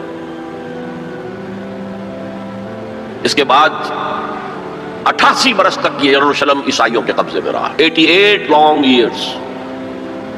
کھویا عربوں نے، واپس لینے کی سکت عربوں میں نہیں تھی. عیاشیوں کی وجہ سے وہ کمزور ہو چکے تھے، کھوکھلے ہو چکے تھے. واپس لینے والا کرد تھا، کرد خون، صلاح الدین ایوبی رحمت اللہ علیہ. یہ ہوا 1187 عیسوی میں. 1099 میں قبضہ ہوا، 1187 عیسوی میں واپس لیا. 88 برس تک وہ کروسیڈرز کے قبضے میں رہا. اور اس کے بعد جیسے نبوکڈ نظر آیا تھا مشرق سے، عراق فلسطین کے مشرق میں ہے، تو ہم پر جو طوفان آیا ہے، جو مسلمانوں پر اس وقت عذاب الہی آیا ہے، وہ تاتاریوں کے ہاتھوں. کروڑوں مسلمان قتل ہوئے، لاکھوں کی بات نہیں ہے. بنی اسرائیل کی امت چھوٹی سی امت تھی، یہ امت بہت وسیع تھی. اگر ان کے لاکھوں قتل ہوئے تھے تو ان کے تو کروڑوں ہوئے. خارزم شاہ کی عظیم مملکت، سینٹرل ایشیا کی عظیم ترین سلطنت جو قائم ہوئی ہے تاریخ میں، ختم، تہس نہس. ایسا بھی کیا ہے تاتاری وحشیوں نے کہ ایک آبادی کے تمام انسانوں کو قتل کرنے کے بعد ان کے صرف سر علیحدہ کیے، سریاں، ان کو جمع کر کے ایک پہاڑی کی شکل بنائی. اس پہاڑی پر تخت جما کر ایک وحشی تاتاری سردار نے بیٹھ کر شراب پی. اور مسلمانوں پر دہشت اس درجے تھی کہ اگر 15-20 مسلمان بھی کہیں کوئی تاتاری جو ہے انہیں مل جاتا تھا اکیلا، اور وہ مسلح بھی نہیں، اور وہ کہتا تھا کھڑے رہو یہیں پر، میرے پاس اس وقت تلوار نہیں ہے، میں تلوار لے کر آ کے تم سب کو قتل کروں گا. وہ کھڑے رہتے تھے جیسے کہ بھیڑیں بکریاں کھڑی ہوں، اور وہ آ کر ایک ایک کو قتل کرتا تھا. ضربت علیہم الذلۃ والمسکنۃ وباؤوا بغضب من اللہ. یہ دور انتہائی تاریک دور تھا ہمارا، انتہائی تاریک دور تھا. عالم اسلام کا نقشہ وہی تھا جو حضرت عزیر نے جب دیکھا تھا یروشلم کو تو کہا تھا انا یحیی ھذہ اللہ بعد موتھا. اسی طرح سے عالم اسلام میں کوئی امید دور دور تک نظر نہیں آ رہی تھی کہ اس کا کوئی احیاء ہو سکے گا. لیکن پھر احیاء ہوا، دوسرا دور آیا، لیکن ایک فرق کے ساتھ. سابقہ امت جو تھی بنی اسرائیل، وہ ایک نسل پر مشتمل تھی، ایک قوم. اس کا احیاء بھی اسی کے اندر ہوا ہے. امت محمد ملٹی نیشنل امت تھی. عرب اس کا نیوکلیس تھے، کوئی شک نہیں، اب بھی نیوکلیس ہیں. لیکن جیسے کہ ایٹم کے مرکز میں تو نیوکلیس ہوتا ہے جس میں پروٹونز ہوتے ہیں، پازیٹیو چارج ہوتا ہے، پھر چاروں طرف اس کے الیکٹرانز گھوم رہے ہوتے ہیں. تو اسی طرح ان امیین کے گرد ایرانی آ گئے، شامی آ گئے، رومی آ گئے، تبتی آ گئے، بربر آ گئے، ہندی آ گئے، ترک آ گئے، یہ سب الیکٹرانز کی طرح. لہذا اب جو احیاء ہوا ہے امت کا وہ غیر عرب معزول کر دیے گئے. 1258 میں خارزم شاہ کی سلطنت کو تہس نہس کر کے، افغانستان کے اکثر حصے کو برباد کر کے، تہوبالا کر کے، پھر ایران کی سلطنت کو تہس نہس کر کے، اور عراق کے مشرقی پورے نصف حصے کو ختم کر کے 1258 عیسوی میں انہوں نے بغداد فتح کیا ہے، اور آخری خلیفہ بنو عباس کا مستعصم باللہ اس کو محل سے نکالا ہے، ایک جانور کی کھال میں لپیٹ کر گلی میں ڈال دیا اور گھوڑے دوڑا دیے، کچل دیا، جس پر شیخ سعدی نے کہا تھا آسماں را حق بود گر خوب عبارت بردمی بر زوال ملک مستعصم امیر المومنین، امیر المومنین مستعصم باللہ کے زوال پر اگر آسمان خون کی بارش کرے تو اسے حق ہے، آسماں را حق بود گر خوب عبارت بر زمین، بارش زمین پر آئے خون کی تو وہ حق ہے اسے، بر زوال ملک مستعصم امیر المومنین، خلیفہ مستعصم باللہ امیر المومنین کے اس انجام پر۔ اب نوٹ کیجئے جیسے وہاں پر پھر رینائسنس ہوئی تھی، لیکن میں بتا چکا وہ ہوئی اسی قوم کے اندر، یہاں یہ مجبوری نہیں تھی، ملٹی نیشنل ہے۔ جو احیاء اب ہوا کس کے ہاتھوں ہوا؟ انہی تاتاریوں کے ہاتھوں ہوا ہے۔ آیا فتنہ تاتار کے افسانے سے باسماں مل گئے کعبے کو صنم خانے سے، جنہوں نے کروڑوں مسلمانوں کو قتل کیا، اسلام نے انہیں فتح کر لیا، اسلام نے آیا۔ اب جو عالم اسلام کے اندر قوتیں ابھری ہیں، کوئی ایک مرکزی حکومت تو اس کے بعد نہیں بن سکی، اور عربوں کو اس وقت سے جو ڈپوز کیا گیا، معزول کیا گیا، امت مسلمہ کی قیادت ان سے چھین لی گئی۔ اور یہ وہ بات تھی کہ جو بالکل شروع میں سورہ محمد صلی اللہ علیہ وسلم کہہ دی گئی تھی، ان تتولوا یستبدل قوما غیرکم، اگر تم پیٹھ دکھا دو گے اس مشن کو جو ہم نے تمہارے حوالے کیا تو اللہ تعالیٰ تمہیں ہٹا کر کسی اور کو لے آئے گا۔ That happened in the mid 13th century of Christian era. Fall of Baghdad 1298۔ اب اس کے بعد وہ تاتاری ایمان لے آئے۔ اب تاتاریوں میں سے یہ سب ترک ہیں، ترکش ہورڈز، ترکان تیموری جنہیں ہم مغل کہتے ہیں، ترکان تیموری انڈیا میں ان کی مملکت عظیم قائم ہوئی، ترکان صفوی ایران کے اندر ان کی مملکت قائم ہوئی، ترکان عثمانی اناتولیا کے علاقے سے وہ سردار جو تھا ترک سردار عثمان، اس نے آگے بڑھ کر حکومت ایک بنائی ہے، اور وہ جس طرح پھر پھیلی ہے، پورا مشرقی یورپ اس نے فتح کیا ہے۔ ترکوں نے قسطنطنیہ فتح کر کے پھر مشرقی یورپ میں ویانا تک کا جا کر محاصرہ کیا ہے، پورا مغربی ایشیا اس کے تحت آ گیا، پورا شمالی افریقہ اس کے تحت آ گیا۔ جو کبھی گریٹ رومن امپائر ہوتی تھی، بالکل اس پیمانے کی گریٹ آٹومان امپائر دنیا میں قائم ہوئی۔ یہ سلطنت عثمانیہ، اس میں 400 برس تک خلافت بھی رہی، خلافت عربوں سے منتقل ہو کر ترکوں کے پاس آ گئی۔ خلافت عثمانیہ جسے ہم کہتے ہیں، اگرچہ وہ ملوکیت تھی، بنو امیہ کا دور بھی ملوکیت کا دور تھا، بنو عباس کا دور بھی ملوکیت کا دور تھا، اور یہ جو خلفائے عثمانی کہلاتے ہیں ترک، یہ بھی ملوکیت کا دور تھا۔ ملکن اعظم، کٹکھنی ملوکیت۔ یہ دور جو ہے یہ کافی طویل رہا ہے، 400 برس تک تو خلافت بھی رہی۔ اس کے بعد پھر زوال آیا، سلطنت عثمانیہ بھی یورپ کا مرد بیمار بن گئی۔ زوال آتا ہے، ہر کمال را زوال ہے۔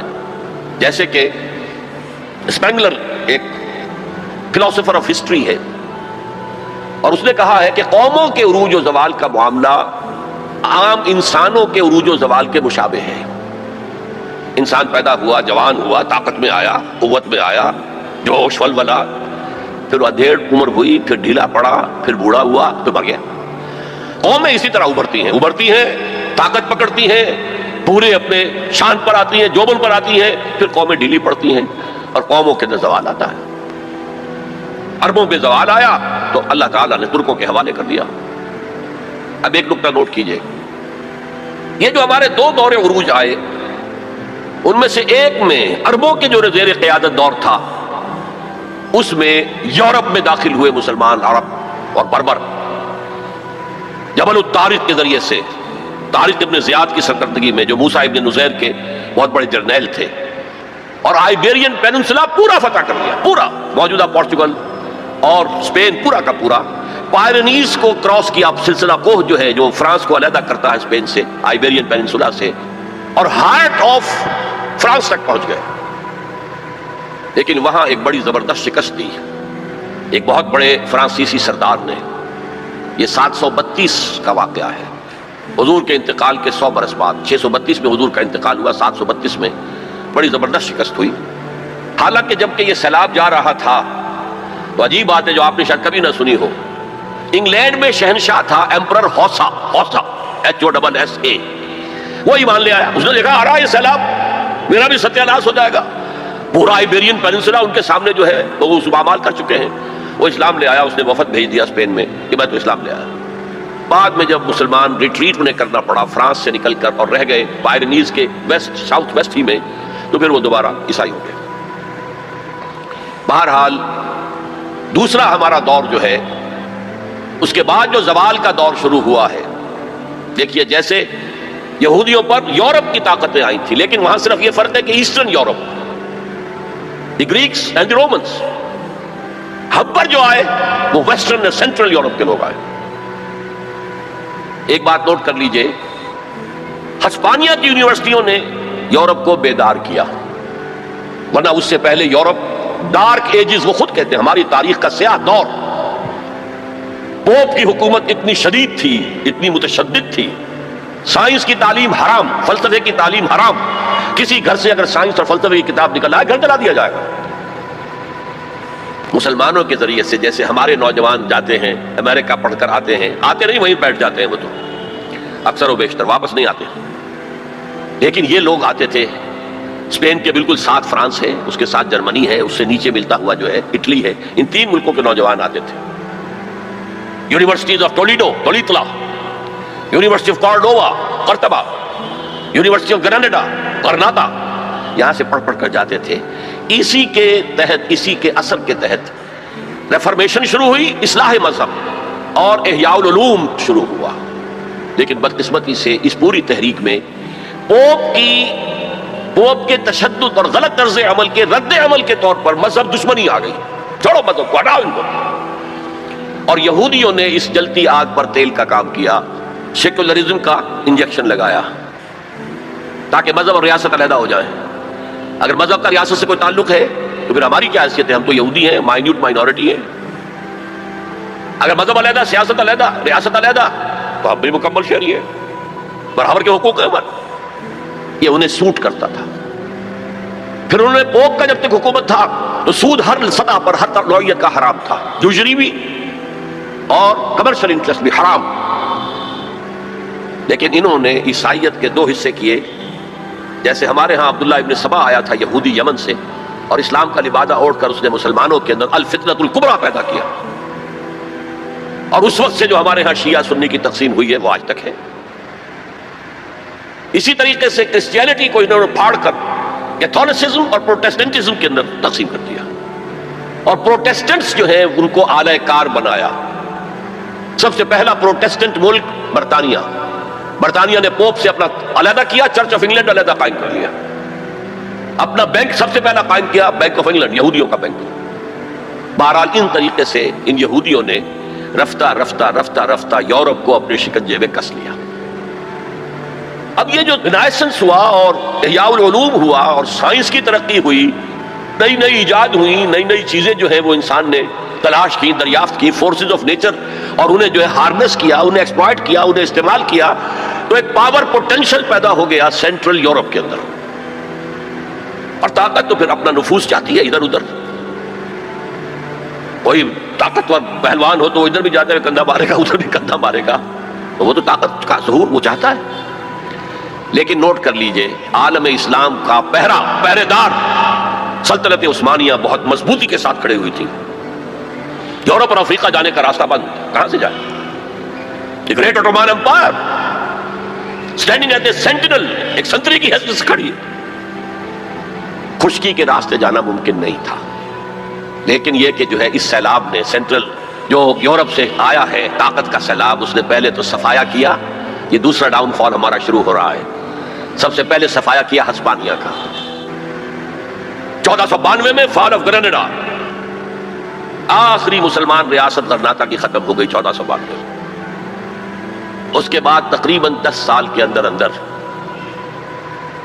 ہسپانیہ کو پاک کر دیا گیا مسلمانوں سے. یا قتل کر دیے گئے، یا جلا دیے گئے، یا کچھ نے عیسائی بن کر جانے بچائیں، اور باقی کو جہازوں میں بھر بھر کر لے جا کر نارتھ افریقہ کے ساحل پر ڈمپ کر دیا، جاؤ دفاع. یہ ہے زوال ثانی ہمارا، اور اس کے اوپر اللہ کے عذاب کے کوڑے. ہسپانیہ 800 برس جہاں حکومت کی، مسلمان کا نام و نشان نہ رہا۔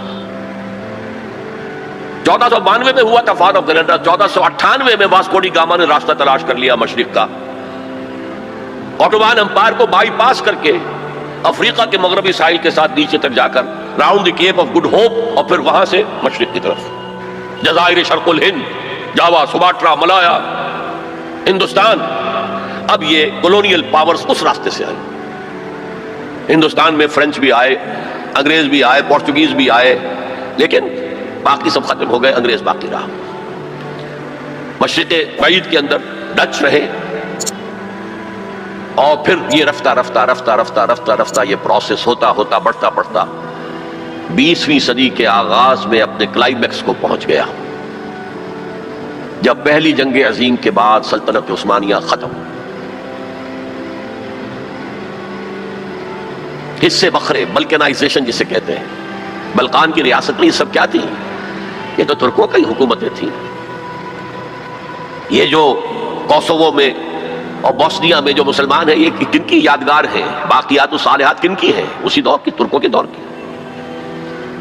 لیکن اب سلطنت عثمانیہ بھی ختم۔ عربوں نے انگریزوں کی مدد کی، کرنل لارنس نے عربوں کو آمادہ کیا بغاوت پر، عربوں نے بغاوت کی، انگریزوں کی مدد کی، اور خود ہندوستان سے ہندوستانی فوج گئے انگریز کے تحت، اور انہوں نے جا کر انگریز کی مدد کی۔ جنرل ایلن بی کو قبضہ لے کر دیا یروشلم، اور جنرل ایلن بی نے جا کر ٹھوکر ماری تھی صلاح الدین ایوبی کی قبر کو۔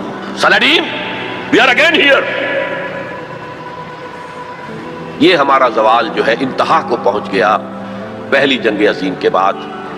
وعدے کیے گئے تھے عربوں سے تمہیں آزادی دیں گے، لیکن ہوا کیا؟ حصے بکھرے کر لیے، ٹکڑے کر لیے، یہ تمہارا، یہ میرا، یہ اس کا۔ عراق اور مصر ہمارے، برطانیہ کے، شام فرانس کا، لیبیا اٹلی کا، پھر الجزائر فرانس کا۔ یہ ساری تقسیم، بندر بانٹ۔ اس حدیث کا نقشہ سامنے آ گیا جو حضور نے ایک دفعہ صحابہ سے کہا، یوشک ان تداعی علیکم الامم، مجھے اندیشہ ہے کہ ایک وقت آئے گا کہ دنیا کی قومیں تم پر ایک دوسرے کو دعوت دیں گی، آئیے آئیے آئیے، یہ نرم کھانا موجود ہے، بہت اچھا نرم گرم، آؤ، میں ادھر سے کھاؤں گا، تم ادھر سے کھاؤ۔ جیسے دسترخوان پر کھانا چن کر کوئی خاتون خانہ بلاتی ہے، جناب تشریف لائیے، اس طرح قومیں تم پر ایک دوسرے کو دعوت دیں گی۔ صحابہ گھبرا گئے، اب ان قلت نحن یومئذ یا رسول اللہ، حضور کیا یہ اس وجہ سے ہو جائے گا کہ ہم اس زمانے میں بہت قلیل تعداد میں رہ جائیں گے؟ فرمایا نہیں، بل انتم یومئذ کثیر، تعداد تو تمہاری بہت ہوگی، لیکن تمہاری حیثیت کیا ہوگی؟ کا غصاء سیل، جیسے سیلاب کے اوپر جھاگ ہوتا ہے، ایسے جھاگ بن کر رہ جاؤ گے، تمہاری حیثیت کچھ نہیں ہوگی۔ ولکن فیکم وہن، ایک بیماری پیدا ہو جائے گی جس کا نام وہن ہے۔ وہم نہیں، وہم کو جانتے ہیں آپ، سپرسٹیشن یا کچھ اور۔ وہن، واو ہا نون، وہن۔ اب اس مرض کا نام کبھی سنا نہیں تھا، پوچھا من وہن یا رسول اللہ؟ فرمایا حب الدنیا و کراہیت الموت، جب دنیا کی محبت تمہارے دلوں پر قبضہ کر لے گی اور موت سے تمہیں نفرت ہو جائے گی، بجائے اس کے کہ خوش آمدید کہو کہ نشان مرد مومن باتوں گویم جو مرگ آیا تبسم بر لب اوست۔ میں تمہیں بتاؤں مرد مومن کی نشانی کیا ہے؟ جب موت کا وقت آتا ہے اس کے ہونٹوں پر مسکراہٹ ہوتی، صورتحال بدل جائے گی، موت سے ڈرو گے، بھاگو گے، فرار کرو گے، اور دنیا کی محبت تمہارے دل میں پلا دی جائے گی۔ وہ حال عالم اسلام کا حصے بکھرے کر کے تقسیم کر دیا گیا۔ میں اسے اسلام کا ماضی قرار دے رہا ہوں۔ 2 عروج 2 زوال، جیسے 2 عروج وہاں تھے 2 زوال تھے۔ وہاں پہلے شمال سے آئے تھے اشوری، یہاں شمال سے آئے کروسیڈرز۔ وہاں مشرق سے آیا تھا نبوکڈنیزر، یہاں مشرق سے آئے تاتاری ہورڈز۔ پھر وہاں دوسرے دور میں وہاں یورپ سے طاقتیں آئیں، گریکس آئے، رومنز آئے، ہم پر یورپ کی دوسری طاقتیں آئیں، انگریز آئے، فرانسیسی آئے، اسپینیئرز آئے، اٹالینز آئے۔ یہ تمام طاقتیں ہیں کہ جنہوں نے کولونائز کیا مسلم ورلڈ کو۔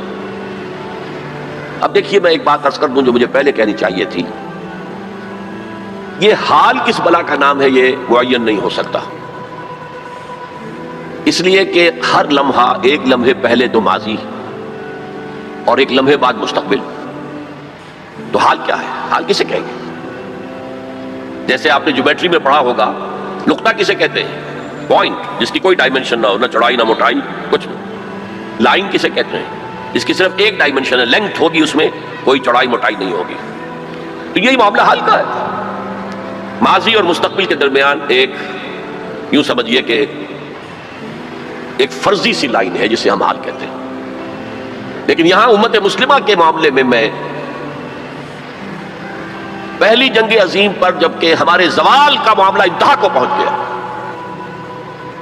اس کے بعد سے لے کر اب تک کے دور کو میں حال قرار دے رہا ہوں. تقریباً 1 صدی، ابھی 10 سال کم ہے، جس کو میں امت کا حال قرار دے رہا ہوں. اس حال کے آغاز میں ہمارے حساس قومی شاعروں نے جو مرثیے کہے ہیں، ان میں سب سے نمایاں حالی تھا مولانا حالی، الطاف حسین حالی. ان کی مسدس پڑھیے، اس کے سرنامے پر جو 2 اشعار لکھے ہیں، کس قدر درد ہے، کتنا کرب ہے اس میں. پستی کا کوئی حد سے گزر نہ دیکھے، اسلام کا گر کر نہ ابھر نہ دیکھے، مانے نہ کبھی کہ مد ہے ہر جذر کے بعد، دنیا کا ہمارے جو اتر نہ دیکھے. یہ مد و جزر میں تو جزر کے بعد مد آتا ہے، ہمارا تو اب جزر ہی جزر ہے، جزر ہی جزر ہے، مد کا کوئی سوال ہی نہیں. beginning with the fall of Spain، 500 برس گن لیجئے، 1492 سے لے کر اور 1920 تک تقریباً سمجھیے یہ ہمارا زوال زوال زوال زوال زوال زوال زوال پٹائی. اب تو یہ ہے حال کا معاملہ. اس کا جو میری آبزرویشن ہے وہ یہ ہے، اس میں 2 پروسیس چل رہے ہیں سائیڈ بائی سائیڈ. جیسے قرآن مجید میں ہے سورہ رحمان میں، مرج البحرین یلتقیان بینہما برزخ لا یبغیان. چلائے اللہ نے 2 دریا، 2 روئیں چل رہی ہیں سمندر میں، ایک ٹھنڈے پانی کی رو ہے، گرم پانی کی رو ہے، سائیڈ بائی سائیڈ ہیں، انٹرمنگل کرتے نہیں، معلوم ہوتا درمیان میں کوئی انویزیبل پردہ ہے. بینہما برزخ لا یبغیان. اسی طرح ایک پروسیس تو رینائسنس کا ہے جو شروع ہو گیا تھا تقریباً پہلی جنگ عظیم کے کچھ 10 سے برس کے بعد، اور ایک یہ کہ ہمارا وہ ڈاؤن فال مزید بڑھتا جا رہا ہے، ہم اور گرتے جا رہے ہیں اور پستی میں جا رہے ہیں. یہ دونوں پروسیس ہیں جو ساتھ ساتھ شروع ہوئے. رینائسنس کا پروسیس کیا تھا؟ جیسے جیسے یورپین امپیریلزم کا بستر طے ہونا شروع ہوا middle of the 20th century میں، ہندوستان آزاد ہو گیا، پاکستان بن گیا، انڈونیشیا آزاد ہو گیا، مصریوں نے بھی اٹھا کر برٹشرز کو میڈیٹرینین میں پھینک دیا، الجزائر نے آزادی حاصل کر لی، شام سے فرانسیسی چلے گئے، وغیرہ وغیرہ. یہ بستر کولونیل بیڈ یہ رول ہو رہا ہے. اس سے مسلمانوں کو ایک اپنا ماضی یاد آیا. ہمارا بھی تو ایک نظام تھا نا. پہلا جو ہے رینائسنس کا عمل وہ تو تھا آزادی کی تحریکیں جو پوری دنیا میں چلی. سیوکارنو کی قیادت میں آزادی حاصل کی ہے انڈونیشیا نے، گاندھی اور کانگریس کی قیادت میں آزادی حاصل کی سب کانٹیننٹ نے، محمد علی جناح کی قیادت میں ہندوستان کا ایک حصہ انہوں نے اسلام کے نام پر علیحدہ کرا لیا. تو آزادی کی تحریکیں جو ہیں یہ فرسٹ فیز تھی اس رینائسنس کا، تاکہ آزادی مل گئی. اس کے بعد یہ سیکنڈ فیز آیا. جب آزادی مل گئی تو ہمیں یاد آیا ہمارا بھی تو اپنا ایک نظام ہے نا، ہمارے بھی تو قوانین تھے. فوجداری قانون بھی ہمارا تھا، دیوانی قانون بھی ہمارا تھا، قانون وراثت بھی ہمارا تھا، قانون شہادت بھی ہمارا تھا، فیملی لاز بھی ہمارے تھے. تو ایک ارج پیدا ہوئی کہ اب جب کہ ہم آزاد ہو گئے ہیں اب ہمیں اپنا نظام قائم کرنا چاہیے. لہذا اسلامی نظام کے قیام کے لیے تحریکیں کراپ اپ ہوئی ہیں بیک وقت سائملٹینیسلی مختلف ممالک میں. مسجومی party of Indonesia, Jamaat Islami of the Indian subcontinent, فدائین اسلام ان ایران، الاخوان المسلمون ان ایجپٹ، اور ایجپٹ سے شروع ہو کر پورے عرب دنیا کے اندر، عباد الرحمان لبنان میں، سعید نورسی ترکی میں، وغیرہ وغیرہ وغیرہ وغیرہ. یہ تحریکیں ابھری ہیں اور ان کے اندر ایک جذبہ ابھرا ہے اپنے ماضی کی باز یافت، اسلام کو ایک نظام کی حیثیت سے قائم کرنا. انڈین سب کانٹیننٹ میں اسی نعرے کو اپنایا مسلم لیگ نے اور یہ نعرہ تھا جس کی وجہ سے 46 کے الیکشن میں مسلم لیگ کو وہ حیثیت حاصل ہو گئی کہ وہ مسلمانوں کی واحد نمائندہ جماعت قرار پائی، اور پھر بارگین کرنے کا پورا موقع اسے مل گیا۔ لیکن صرف پاکستان کی تحریک کے معاملے میں مذہب کو انووک کیا گیا، باقی کہیں نہیں۔ باقی لوکل نیشنلزم کھڑا ہوا ہے، عرب نیشنلزم، اس کے حوالے سے عربوں نے آزادیاں حاصل کی ہیں۔ عرب نیشنلزم آف ناصر اینڈ حافظ الاسد وغیرہ وغیرہ، عرب نیشنلزم، ملے نیشنلزم فار ایسٹ کے اندر۔ ترکی کا بھی جو حصہ مصطفیٰ کمال نے بچا لیا وہ ٹرک نیشنلزم کی بنیاد پر، اسلام کی تو جڑیں کھود دی اس نے وہاں۔ اذان عربی میں نہیں ہو سکتی، نماز عربی میں نہیں ہو سکتی، عورت برقع نہیں لے سکتی، آپ ٹوپی نہیں پہن سکتے، عمامہ نہیں باندھ سکتے، ہیٹ پہننا ہوگا، انگریزی لباس پہننا ہوگا۔ وہاں تو نام و نشان مٹانے کی کوشش کی، لیکن ٹرک نیشنلزم کی بنیاد پر کم سے کم ریزسٹنس۔ ورنہ واقعہ یہ ہے کہ دول یورپ جو ہیں وہ نام و نشان ترکی کا مٹا دیتے ہیں، اس لیے کہ اس قدر شدید ان کے اندر انتقامی جذبہ تھا۔ یہ قوم ہے جس نے ہمارے اتنے وسیع رقبے پر حکومت کی ہے اتنے طویل عرصے تک، یعنی whole of East Europe was under them. لیکن یہ کہ بہرحال قومی اعتبار سے مصطفیٰ کمال کا کام بھی ہے کہ اس نے ترکی کو بچایا ہے، تو صحیح ایک ملک۔ بہرحال اب جو تحریکیں چلیں، پہلی تحریکیں تو کامیاب ہو گئیں، اس کی سب سے بڑی وجہ سیکنڈ ورلڈ وار تھی۔ یورپین پاورز اتنی کمزور ہو چکی تھیں، اتنی کمزور کہ اپنے بہت آؤٹ لائنگ جو ان کے علاقے تھے مقبوضہ، ان پر کنٹرول کرنا ممکن نہیں تھا۔ انگریز اس لیے گیا یہاں سے، ہم نے تو نہیں نکالا اسے۔ کیا آزادی کے لیے ہم نے کوئی جنگ لڑی؟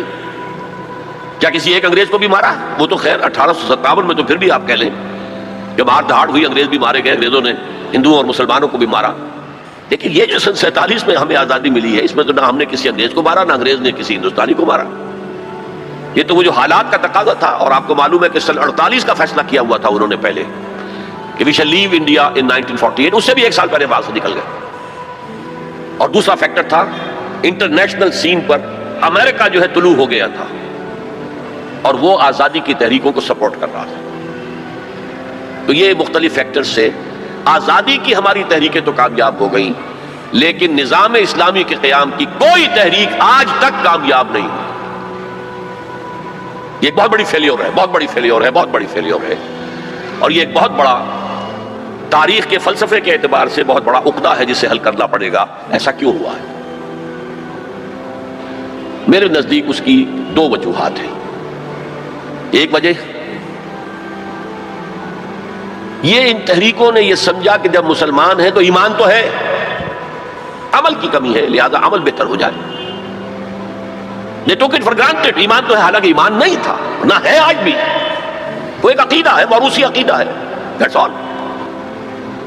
کنوکشن والا ایمان کہاں ہے؟ یقین والا ایمان کہاں ہے؟ اور نظام بدلنے کے لیے، نظام بدلنے کا مطلب ہے انقلاب برپا کرنا۔ انقلاب برپا کرنے کے لیے، اسلامی انقلاب کے لیے جس ایمان کی ضرورت ہے وہ زندہ ایمان ہونا چاہیے، زندہ ایمان، لیونگ فیتھ، برننگ فیتھ۔ اس کے بغیر یہ کام ممکن نہیں۔ تو ایمفیسس اسلام پر تو تھا، اسلامی نظام حیات پر تھا، لیکن ایمان پر نہیں تھا۔ نمبر دو، انہوں نے میتھڈالوجیز جو ہیں وہ جو موجودہ دنیا کی تحریکوں ہیں ان سے اخذ کی، بجائے اس کے کہ میتھڈالوجی اخذ کرتے محمد الرسول اللہ صلی اللہ علیہ وسلم کے طریقے سے، آپ کی سیرت سے اخذ کرتے، کیونکہ یہ کام انبیاء میں سے بھی صرف آپ کے ذریعے ہوا ہے، ایک مرتبہ ہوا تاریخ میں کہ ایک پورا نظام قائم ہو گیا۔ اور اس لیے میں نے نوٹ کرایا تھا اپنے پچھلے لیکچرز میں کہ حضور کے لیے 3 مرتبہ آیا هو الذی ارسل رسولہ بالہدی ودین الحق لیظہرہ علی الدین کلہ، اور کسی اور رسول کے لیے ایک دفعہ بھی نہیں آیا، نہ حضرت ابراہیم کے لیے، نہ حضرت موسیٰ کے لیے، نہ حضرت عیسیٰ کے لیے، نہ حضرت نوح کے لیے علیہ الصلوۃ والسلام۔ یہ کام حضور نے کیا اور ایک لائف سپین میں کیا، 20-22 برس۔ 610 میں وحی کا آغاز ہوا، 632 میں انتقال ہو گیا، 22 برس تھے۔ اور عرب میں تو جو انقلاب کی تکمیل ہے وہ سن 8 کے اندر ہو گئی تھی جب مکہ فتح ہو گیا۔ بعد کے دور کو تو آپ کہہ سکتے ہیں موجودہ جو ملٹری ٹرمینالوجی ہے، موپنگ اپ آپریشن، بس جہاں جہاں کوئی ریزسٹنس کے پاکٹس رہ گئے تھے ان کو صاف کرنا، ورنہ انقلاب کی تکمیل تو ہو گئی تھی فتح مکہ پر سن 8 ہجری میں۔ لہذا ہمیں سیرت محمدی صلی اللہ علیہ وسلم کو سورس ماننا چاہیے اس میتھڈالوجی کا۔ یہ دو غلطیاں ہوئی ہیں بالعموم ان تحریکوں سے، لیکن بہرحال سبق سیکھ کر آگے چلنا ہے، کوششیں کرنی ہیں۔ مجھے فیض کی ایک نظم بہت اچھی لگتی ہے، بہت اچھی لگتی ہے۔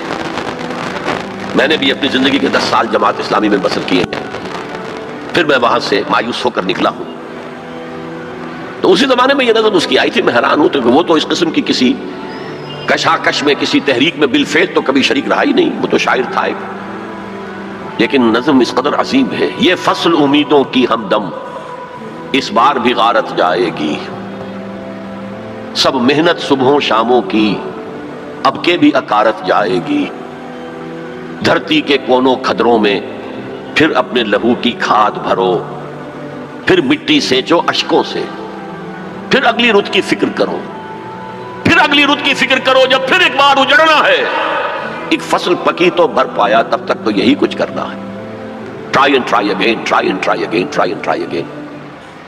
بہرحال یہ تحریکیں جو ہے ابھی تک جماعتوں کی شکل میں ہیں، ان کا ایک نقشہ ہے، لیکن کامیابی نہیں ہوئی۔ اور تحریکوں کا معاملہ یہ ہوتا ہے کہ اگر تو وہ تحریک 25 30 40 50 سال کے اندر کامیاب ہو جائے تو ہو جاتی ہے، ورنہ اس کو بڑھاپا طاری ہو جاتا ہے۔ وہ تو جیسا کہ میں نے اسپینگلر کا بھی آپ کو بتایا، یہ فلسفہ تاریخ کا ایک نقطہ نظر ہے۔ تہذیبیں بھی جوان ہوتی ہیں، قوت پکڑتی ہیں، پھر مر جاتی ہیں۔ ٹوائن بی نے 20 تہذیبیں شمار کی ہیں کہ پوری تاریخ انسانی کے دوران 20 سویلائزیشن ابھری ہیں، ان میں سے وہ کہتا ہے 12 ختم ہو چکی ہیں، 8 ہے اس وقت۔ اور اسی کو ہنٹنگٹن نے پھر آگے بڑھایا کلیش آف سویلائزیشن کے اندر، کہ یہ جو 8 تہذیبیں آج دنیا میں ہیں، ان میں سے ایک ہماری مغربی تہذیب ہے، باقی 7 میں سے بھی 5 وہ ہیں جنہیں ہم آسانی سے ایسیمیلیٹ کر سکتے ہیں، ہمارے اندر گم ہو جائیں گی، ضم ہو جائیں گی۔ They pose no threat, no challenge. صرف 2 تہذیبیں ایسی ہیں کہ جو ذرا لوہے کے چنوں کے مانند ہیں، ان کے چبانا مشکل ہوگا، ایک مسلم سویلائزیشن اور ایک کنفیوشین سویلائزیشن آف چائنا۔ اس پر پھر اس نے مشورے دیے تھے، اور یہ جو تھنک ٹینکس ہوتے ہیں اور جو اس طرح کے دانشور ہوتے ہیں، ان کے مشوروں پر کس طرح عمل ہوتا ہے امریکہ کے اندر۔ 2 مشورے دیے، ایک تو چائنا کو اور مسلم ورلڈ کو ایک دوسرے سے دور کرو، چائنا کو ایسٹ ورڈ لکنگ کر دو، ویسٹ ورڈ لکنگ نہ رہے۔ ویسٹ میں تو عالم اسلام ہے، اگر مشرق کی طرف رخ ہو جائے گا تو پیسیفک، اکراس دی پیسیفک امریکہ بیٹھا ہوا ہے، اور بیچ میں نیچے جو جزیرے ہیں۔ اسی مشورے کے تحت ایپیک قائم ہوئی، ایشیا پیسیفک اکنامک کوآپریشن۔ دوسرا مشورہ دیا، مسلمانوں کے آپس کے اختلافات کو بھڑکاؤ۔ میں سمجھتا ہوں پاکستان میں جو شیعہ سنی قتل و غارت ہوئی ہے، وہ اصل میں اس پالیسی کا نتیجہ، وہ انڈیجنس نہیں ہے، بلکہ اس کے ڈانڈے باہر سے ملتے ہیں۔ ورنہ شیعہ سنی سائڈ بائی سائڈ رہتے ہیں، کبھی کوئی عوامی فساد تو ہوا ہی نہیں ہوا۔ شیعہ سنی کا کوئی عوامی فساد کبھی ہوا ہی نہیں، آج تک نہیں ہوا۔ زیادہ سے زیادہ اختلاف ہوتا ہے تو محرم کے دنوں میں کہ تعزیے کا جناب یہ راستہ آپ کا مقرر ہے، آپ ادھر کیسے جا رہے ہیں، بس اس پر ہوتا، وہ بھی ان چند دنوں کے اندر، باقی تو اور کہیں نہیں۔ سائڈ بائی سائڈ، اوپر نیچے، ایک ملٹی سٹوری بلڈنگ میں اوپر شیعہ ہے نیچے سنی ہے، یا نیچے شیعہ ہے اوپر سنی ہے، کوئی نہیں۔ لیکن ہے یہ ایک بہت بڑی ایک پالیسی ہے جس کے تحت یہ سب کچھ ہو رہا ہے۔ بہرحال ہمارا جو اپورڈ جو موومنٹ تھی رینائسنس کی، وہ تو تاحال تو ناکام ہے بالکل۔ یہ جو کچھ ایران میں ہوا، یہ ایک بڑا ہی اچانک ایک فینومینن ہے جو ابھرا ہے، وہ کسی تحریک کے نتیجے میں نہیں ہے، وہ تو اصل میں ایک پولیٹیکل موومنٹ تھی اگینسٹ دی شاہ۔ اس کے لیے نہ کوئی اسلامی تحریک کے لیے کوئی جماعت بنائی گئی، نہ اسلامی انقلاب کے لیے کوئی فکر تیار کیا، کچھ بھی نہیں۔ ایک جوائنٹ سٹرگل اگینسٹ شاہ، جس میں لیفٹسٹ بھی تھے، رائٹسٹ بھی تھے، تودے بھی تھی، خالص کمیونسٹ، مجاہدین خلق بھی تھے جو ویسے مسلمان ذہن کے تھے لیکن کچھ لیفٹ کی طرف ان کا رجحان تھا، لبرلز بھی تھے، مہدی بادرگانی جیسے لوگ، اور علماء بھی تھے، آیت اللہ بھی تھے، سب تھے۔ عین وقت پر آیت اللہ نے اس کو ہائی جیک کیا ہے، اور اس کے بعد ان کی آپس میں جو انفائٹنگ ہوئی ہے مجاہدین خلق کی اور ان علماء کی، وہ آپ کو معلوم ہے کتنا خون بہا ہے۔ یہ بالکل تحریک جو ہے پاکستان کی اینٹی بھٹو تحریک کے پیرالل تھی، ہم عصر تھی، ایک ہی زمانے میں، نوعیت بھی ایک ہی تھی۔ بھٹو کے خلاف جو لوگ تھے وہ سب جمع ہو گئے۔ میں نے اسے اس وقت بھی کہا تھا کہ میں اسے ایک سیاسی تحریک سمجھتا ہوں، نظام مصطفیٰ کی تحریک نہیں مانتا، چاہے اس کی وجہ سے جس مسجد میں 10 سال سے میں جمعے کا خطاب کر رہا تھا مجھے وہ مسجد چھوڑنی پڑی۔ میں نے کہا ٹھیک ہے، اس لیے کہ عوامی جذبات اتنے اٹھے ہوئے تھے PNA کی تحریک، اس کا نام رکھ دیا گیا نظام مصطفیٰ تحریک۔ حال یہ ہے کہ عصر کی نماز جا رہی ہے اور جلوس چلتا جا رہا ہے، اور نظام مصطفیٰ کی تحریک ہے۔ نمازیں ایک دوسرے کے پیچھے نہیں پڑھ رہے ہیں اور نظام مصطفیٰ کی تحریک ہے۔ انا للہ و انا الیہ راجعون۔ وہ بھی ایک پولیٹیکل موومنٹ تھی، اینٹی بھٹو موومنٹ۔ کسی کو کسی وجہ سے دشمنی تھی بھٹو سے، کسی کو کسی وجہ سے، کسی کو کسی وجہ سے، کسی کو کسی، سب جمع ہو گئے اور سب نے جو ہے ٹانگ کھینچ لی، لیکن ہائی جیک کر کے لے گئی آرمی۔ سب دیکھتے رہ گئے۔ وہ سارا حلوہ جو PNA نے پکایا تھا وہ ضیاء الحق نے 11 سال کھایا بیٹھ کر آرام سے۔ It was hijacked by Zia ul Haq, that was hijacked by علماء۔ لیکن پیرلل موومنٹس تھی، اور شاہ of Iran and Bhutto both مرتے وقت یہ کہہ کر گئے کہ ہمیں امریکہ نے مروایا ہے۔ ڈیموکریٹک حکومت تھی، ڈیموکریٹس کی حکومت تھی امریکہ میں، انہوں نے سپورٹ کیا ان تحریکوں جو ان کے خلاف چل رہی تھی۔ بہرحال بھٹو کا تو ایک اور جرم بھی تھا کہ اس نے ایٹم بم بنانے کا اعلان کیا تھا، چاہے ہمیں گھاس کھانا پڑے ہم ایٹم بم بنائیں گے۔ اور کسنجر نے کہہ دیا تھا we'll make an example of you، پاس نہیں آؤ گے اگر تو تمہیں نشان عبرت بنا دیں گے، اور وہ نشان عبرت پھانسی پہ جلا دیا اس کو۔ بہرحال اس اعتبار سے ہماری ابھی پیش رفت کچھ نہیں ہو سکی ہے، میننگ فل پیش رفت، بلکہ اس میں جو ایک نئی ڈائمنشن پیدا ہوئی ہے افغانستان فینومینن کے نتیجے میں، جو القاعدہ اور اسامہ ابن لادن اور ان کے ہم خیال لوگوں نے جس طرح کا طریقہ کار اختیار کیا ہے، جذبہ تو ظاہر بات ہے کہ ان کا مذہب یہ ہے، جانے دینا آسان کام تو نہیں ہے، لیکن یہ جو دہشت گردی کا طریقہ اختیار کیا ہے یہ کاؤنٹر پروڈکٹیو ہے، نقصان دہ ہے، اس کے فائدہ کچھ نہیں، کچھ حاصل نہیں ہوگا۔ بہرحال ہر شخص اپنی نیت کے حوالے سے اللہ تعالیٰ کے ہاں جج کیا جائے گا۔ انما الاعمال بالنیات، اگر ان کی نیت نیک ہے اور خلوص میں، اس میں انہیں اجر ملے گا، لیکن یہ تو کاؤنٹر پروڈکٹیو ہے اس وقت۔ اور ان کے حوالے سے اس وقت ویسٹ نے بالکل ٹارگٹ نمبر 1 بنا دیا ہے کہ فنڈامنٹلسٹ اسلام یہ ہمارا دشمن ہے، ہمیں ختم کریں گے۔ چنانچہ جو تازہ ترین رپورٹ آئی ہے رینڈ کارپوریشن آف امریکہ کی، جو ہائیسٹ لیول کا تھنک ٹینک ہے اور جس کی سفارشات پر وزارت خارجہ اور باقی وزارتیں عمل کرتے ہیں، ان کی رپورٹ میں مسلمانوں کو 4 حصوں میں تقسیم کیا گیا ہے۔ نمبر 1 وہ لوگ جو اسلام کو ایک نظام زندگی سمجھتے ہیں، پولیٹیکو سوشو اکنامک سسٹم بھی سمجھتے ہیں، ایک مذہب کے علاوہ، مذہب بھی ہے، عقائد بھی ہیں، عبادات بھی ہیں، رسومات بھی ہیں، لیکن اس کے ساتھ ہی پولیٹیکو سوشو اکنامک سسٹم جو سمجھتے ہیں they are our enemy number 1، we have to crush them in whatever way it is possible۔ اس لیے کہ ہم اپنے مد مقابل کسی نظام کو کھڑا ہوا نہیں دیکھ سکتے۔ اور آپ سوچئے 40 برس جو کولڈ وار رہی وہ نظاموں کی جنگ تھی نا، اس میں مذہب کا تو کوئی سوال ہی نہیں تھا۔ ویسٹ میں بھی سب کے سب کیا تھے، عیسائی تھے، اور رشیا کے اندر کون تھے؟ USSR کی عظیم اکثریت کن پر مشتمل تھی؟ یہ چند مسلمان ممالک چھوڑ دیجئے، قازقستان وغیرہ، تو باقی تو سارا وہ عیسائی تھے نا، مذہب کا کوئی ایلیمنٹ نہیں تھا، ایلیمنٹ نظام کا تھا، ہمارا کیپٹلسٹک نظام، اور یہ کمیونسٹ نظام اس کا چیلنج بن کر آ گیا ہے، نتھنگ ڈوئنگ، برداشت نہیں کریں گے۔ تو فنڈامنٹلسٹ کے بارے میں تو ان کی پہلے پالیسی ڈکلیئرڈ ہے، we have to crush them. Number 2 ہے ٹریڈیشنل لوگ، روایتی علماء، یہ اپنے مسجدوں میں، اپنے مدرسوں کے اندر قال اللہ قال الرسول پڑھنے میں ہیں، تو یہ فی نفس ہی تو خطرناک نہیں ہے، لیکن اگر یہ فنڈامنٹلسٹ کے ساتھ مل جائیں تو بہت خطرناک ہے، اس لیے کہ ان کے پاس جو ہے لوگوں کے ساتھ رابطے کا مستقل ذریعہ موجود ہے۔ ہر جمعے کو جلسہ عام ہو رہا ہے، چھوٹا سا جلسہ کرنے کے لیے بھی آپ کو کتنے پاپڑ بیلنے پڑتے ہیں، اس کا اشتہار شائع کیجئے، اس کی ڈلوری کیجئے، اس کا اعلان کیجئے، وہ کتنے آئیں گے، 200-400 آ گئے تو بڑی بات ہے۔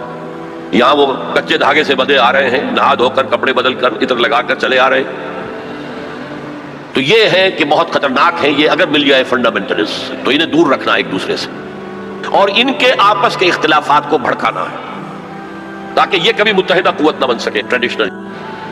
تو یہ ہے کہ بہت خطرناک ہے یہ، اگر مل جائے فنڈامنٹلسٹ تو انہیں دور رکھنا ایک دوسرے سے، اور ان کے آپس کے اختلافات کو بھڑکانا ہے تاکہ یہ کبھی متحدہ قوت نہ بن سکے ٹریڈیشنلسٹ۔ تیسرے انہوں نے کہا ہے کہ ماڈرنسٹ ہیں، جو اسلام کی ایسی تعبیر اب کر رہے ہیں جو ہماری تہذیب کے ساتھ کمپیٹیبل ہے، یہ جو ری انٹرپریٹیشن آف اسلام ہو رہی ہے to make it compatible with western civilization, وہ کہتے ہیں کہ یہ ہے اصل آدمی، اور ان کی مدد کرنی چاہیے، انہیں سپورٹ کرنا چاہیے، ان کو امداد دینی چاہیے، اور ان کو میڈیا پر ان کی اپیئرنس کا اہتمام کرنا چاہیے، اس لیے کہ ان کے پاس کوئی اور ذریعہ تو ہے نہیں۔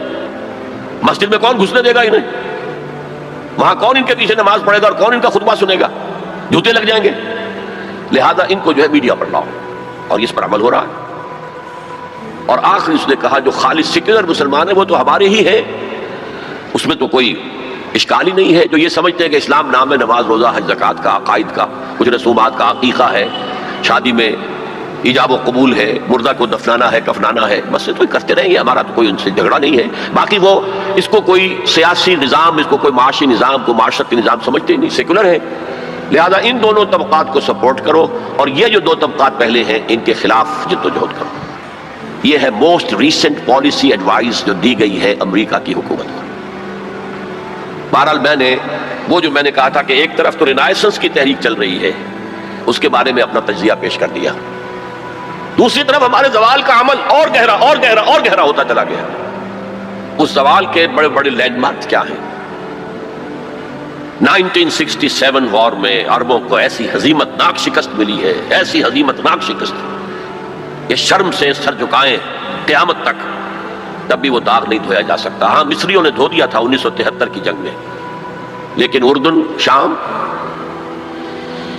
اور اسرائیل نے جھپٹا مارا. ادھر سے لیا سینائی پیننسلا، ادھر سے لے لیے گولان ہائٹس، ادھر سے پورا ویسٹ بینک جو اب تک جارڈن کے پاس تھا، اور ایسٹ یروشلم بھی گیا، اب ان کے قبضے میں ہے. فرام 1967 یہ عالم عرب کے اعتبار سے یہ ہمارے زوال کا ایک بہت بڑا لینڈ مارک ہے. اسلام کے نام پر بننے والے ملک کا جو حشر ہوا 1971 میں 2 لخت ہو گیا، 2 ٹکڑے ہو گیا، اور سخت ہزیمت ناک، عبرت ناک ہزیمت جو ہے مسلمانوں کو پاکستان کو اٹھانی پڑی، ایک اور دوسرا لینڈ مارک ہے. پھر جو قتل عام ہو رہے ہیں بوسنیا میں، چچنیا میں، پیلسٹائن میں، یہ سب کے سب جو ہیں یہ اسی کی شکلیں ہیں. تو down fall is also increasing, going deeper and deeper and deeper. لیکن دوسری طرف رینائسنس کی تحریکیں بھی ہیں، اگرچہ مس لیڈ ہیں. میں ان حضرات کو جو میں نے کہا کہ ان کی نیت کے اعتبار سے اللہ کے یہاں ان کے ساتھ معاملہ ہوگا، لیکن میں ان کا جو بھی طریقہ کار ہے اسے سمجھتا ہوں کہ وہ مفید سے زیادہ مضر ہے، کاؤنٹر پروڈکٹیو ہے. اسلام کا وہ نقصان پہنچ رہا ہے اس سے. اور میں انہیں کہتا ہوں مس گائیڈڈ میزائلز. ایک میزائلز ہوتے ہیں گائیڈڈ میزائلز، یہ مس گائیڈڈ میزائلز ہیں. یہ ہے آج کی داستان جو میں نے آپ کے سامنے رکھی. اس آج میں یہ آپ مزید شامل کر لیجئے، کیونکہ آج میں نے شروع کیا تھا جنگ عظیم اول کے کچھ 10 سال بعد سے. 1924 میں خلافت جو ایک نومینل ادارہ تھا، برائے نام ایک کہیے کہ ٹوکن ایک مسلمانوں کی اجتماعیت کا، ختم ہوئی. اس کے بعد سے پھر ایک رینائسنس کا پروسیس شروع ہوا. آزادی کی تحریکیں، نظام اسلام کے قیام کی تحریکیں، آزادی کی تحریکیں کامیاب ہوئی. وہ زمانے کی جو روح عصر تھی، اسپرٹ آف دی ٹائم کے مطابق تھی، کامیاب ہو گئی. لیکن یہ کہ یہ تحریکیں دوسری جو ہے ناکام ہو گئی، اور اب جو ایلیمنٹ آ گیا ہے وہ کاؤنٹر پروڈکٹیو ہے. لیکن ہمارے خلاف جو اب طاقت ایک ابھر کر آئی ہے، وہ جو اسلام کی بدترین دشمن ہے، یہودی، اب انہیں تمکن حاصل ہو گیا ہے، ان کے شکنجے میں ہے اس وقت. عالم عیسائیت ان کے شکنجے میں ہے، اگرچہ اس میں مختلف شیڈز ہیں. کیتھولکس اتنے زیادہ اعلی کار نہیں ہیں ان کے، اگرچہ ویسے شکست مان چکے ہیں. پوپ نے یہ فتویٰ ایشو کر دیا تھا کہ حضرت عیسیٰ کے صلیب دیے جانے کی ذمہ داری یہودیوں پر نہیں ہے، جس کے جواب میں پھر ابھی ایک پکچر بنی ہے دی پیشن، جس میں کہ صحیح حقائق کو دوبارہ پیش کیا گیا. سن 62 میں نے ایک پکچر دیکھی تھی کنگ آف کنگز، اور اس میں صحیح تاریخ تھی. حضرت عیسیٰ کو کنہوں نے مروایا تھا ان کے قول کے مطابق. ہمارے نزدیک تو اللہ نے انہیں اٹھا لیا تھا. اور دوسری طرف جو پروٹیسٹنٹ عیسائی ہیں، جو زیادہ فنڈامنٹلسٹ ہیں، ویسپ، ان میں سے خاص طور پر ویسپ، یہ اصطلاح پتہ نہیں آپ لوگوں نے سنی ہے کہ نہیں سنی ہے. ویسپ ایک تو اس بھیڑ کو کہتے ہیں نا جو کاٹ جاتی ہے کہیں اور سوجن ہو جاتی ہے اور تکلیف ہوتی ہے، اور ویسپ اصل میں مخفف ہے وائٹ اینگلو سیکسن پروٹیسٹنٹس. ان کے 2 گڑھ ہیں بڑے بڑے، ایک برطانیہ اور ایک امریکہ، USA. ویسپ یہ پوری طرح یہودیوں کے شکنجے میں ہے. یہ بات پچھلی صدی میں، آج سے تقریباً 100 برس قبل، علامہ اقبال جب یورپ گئے تھے 1905 میں اور 1908 تک رہے تھے وہاں، تو he could see through the society, European society. وہ خود جو کہتے ہیں نا کہ گاہ میری نگاہ تیز چیر گئی دل وجود، گاہ الجھ کے رہ گئی میرے توہمات میں. تو انہوں نے دل وجود کو ان کی نگاہ نے چیر کر دیکھ لیا تھا کہ فرنگ کی رگے جاں پنجے یہود میں ہے. اس وقت کا فرنگ، اس کا امام برطانیہ تھا. آج اسی فرنگ کا امام امریکہ ہے، یونائٹڈ اسٹیٹس آف امریکہ. فرنگ کی رگے جاں پنجے یہود میں ہے. بہرحال اب میں مستقبل کی طرف آتا ہوں. اس کو میں دو حصوں میں تقسیم کروں گا، ایک مستقبل بعید، ایک مستقبل قریب. مستقبل بعید جو زیادہ بعید نہیں ہے میرے نزدیک، وہ بہت زیادہ دور نہیں ہے. وہ کیا ہے؟ قرآن مجید کے صغرا کبرا سے بھی ثابت ہوتا ہے.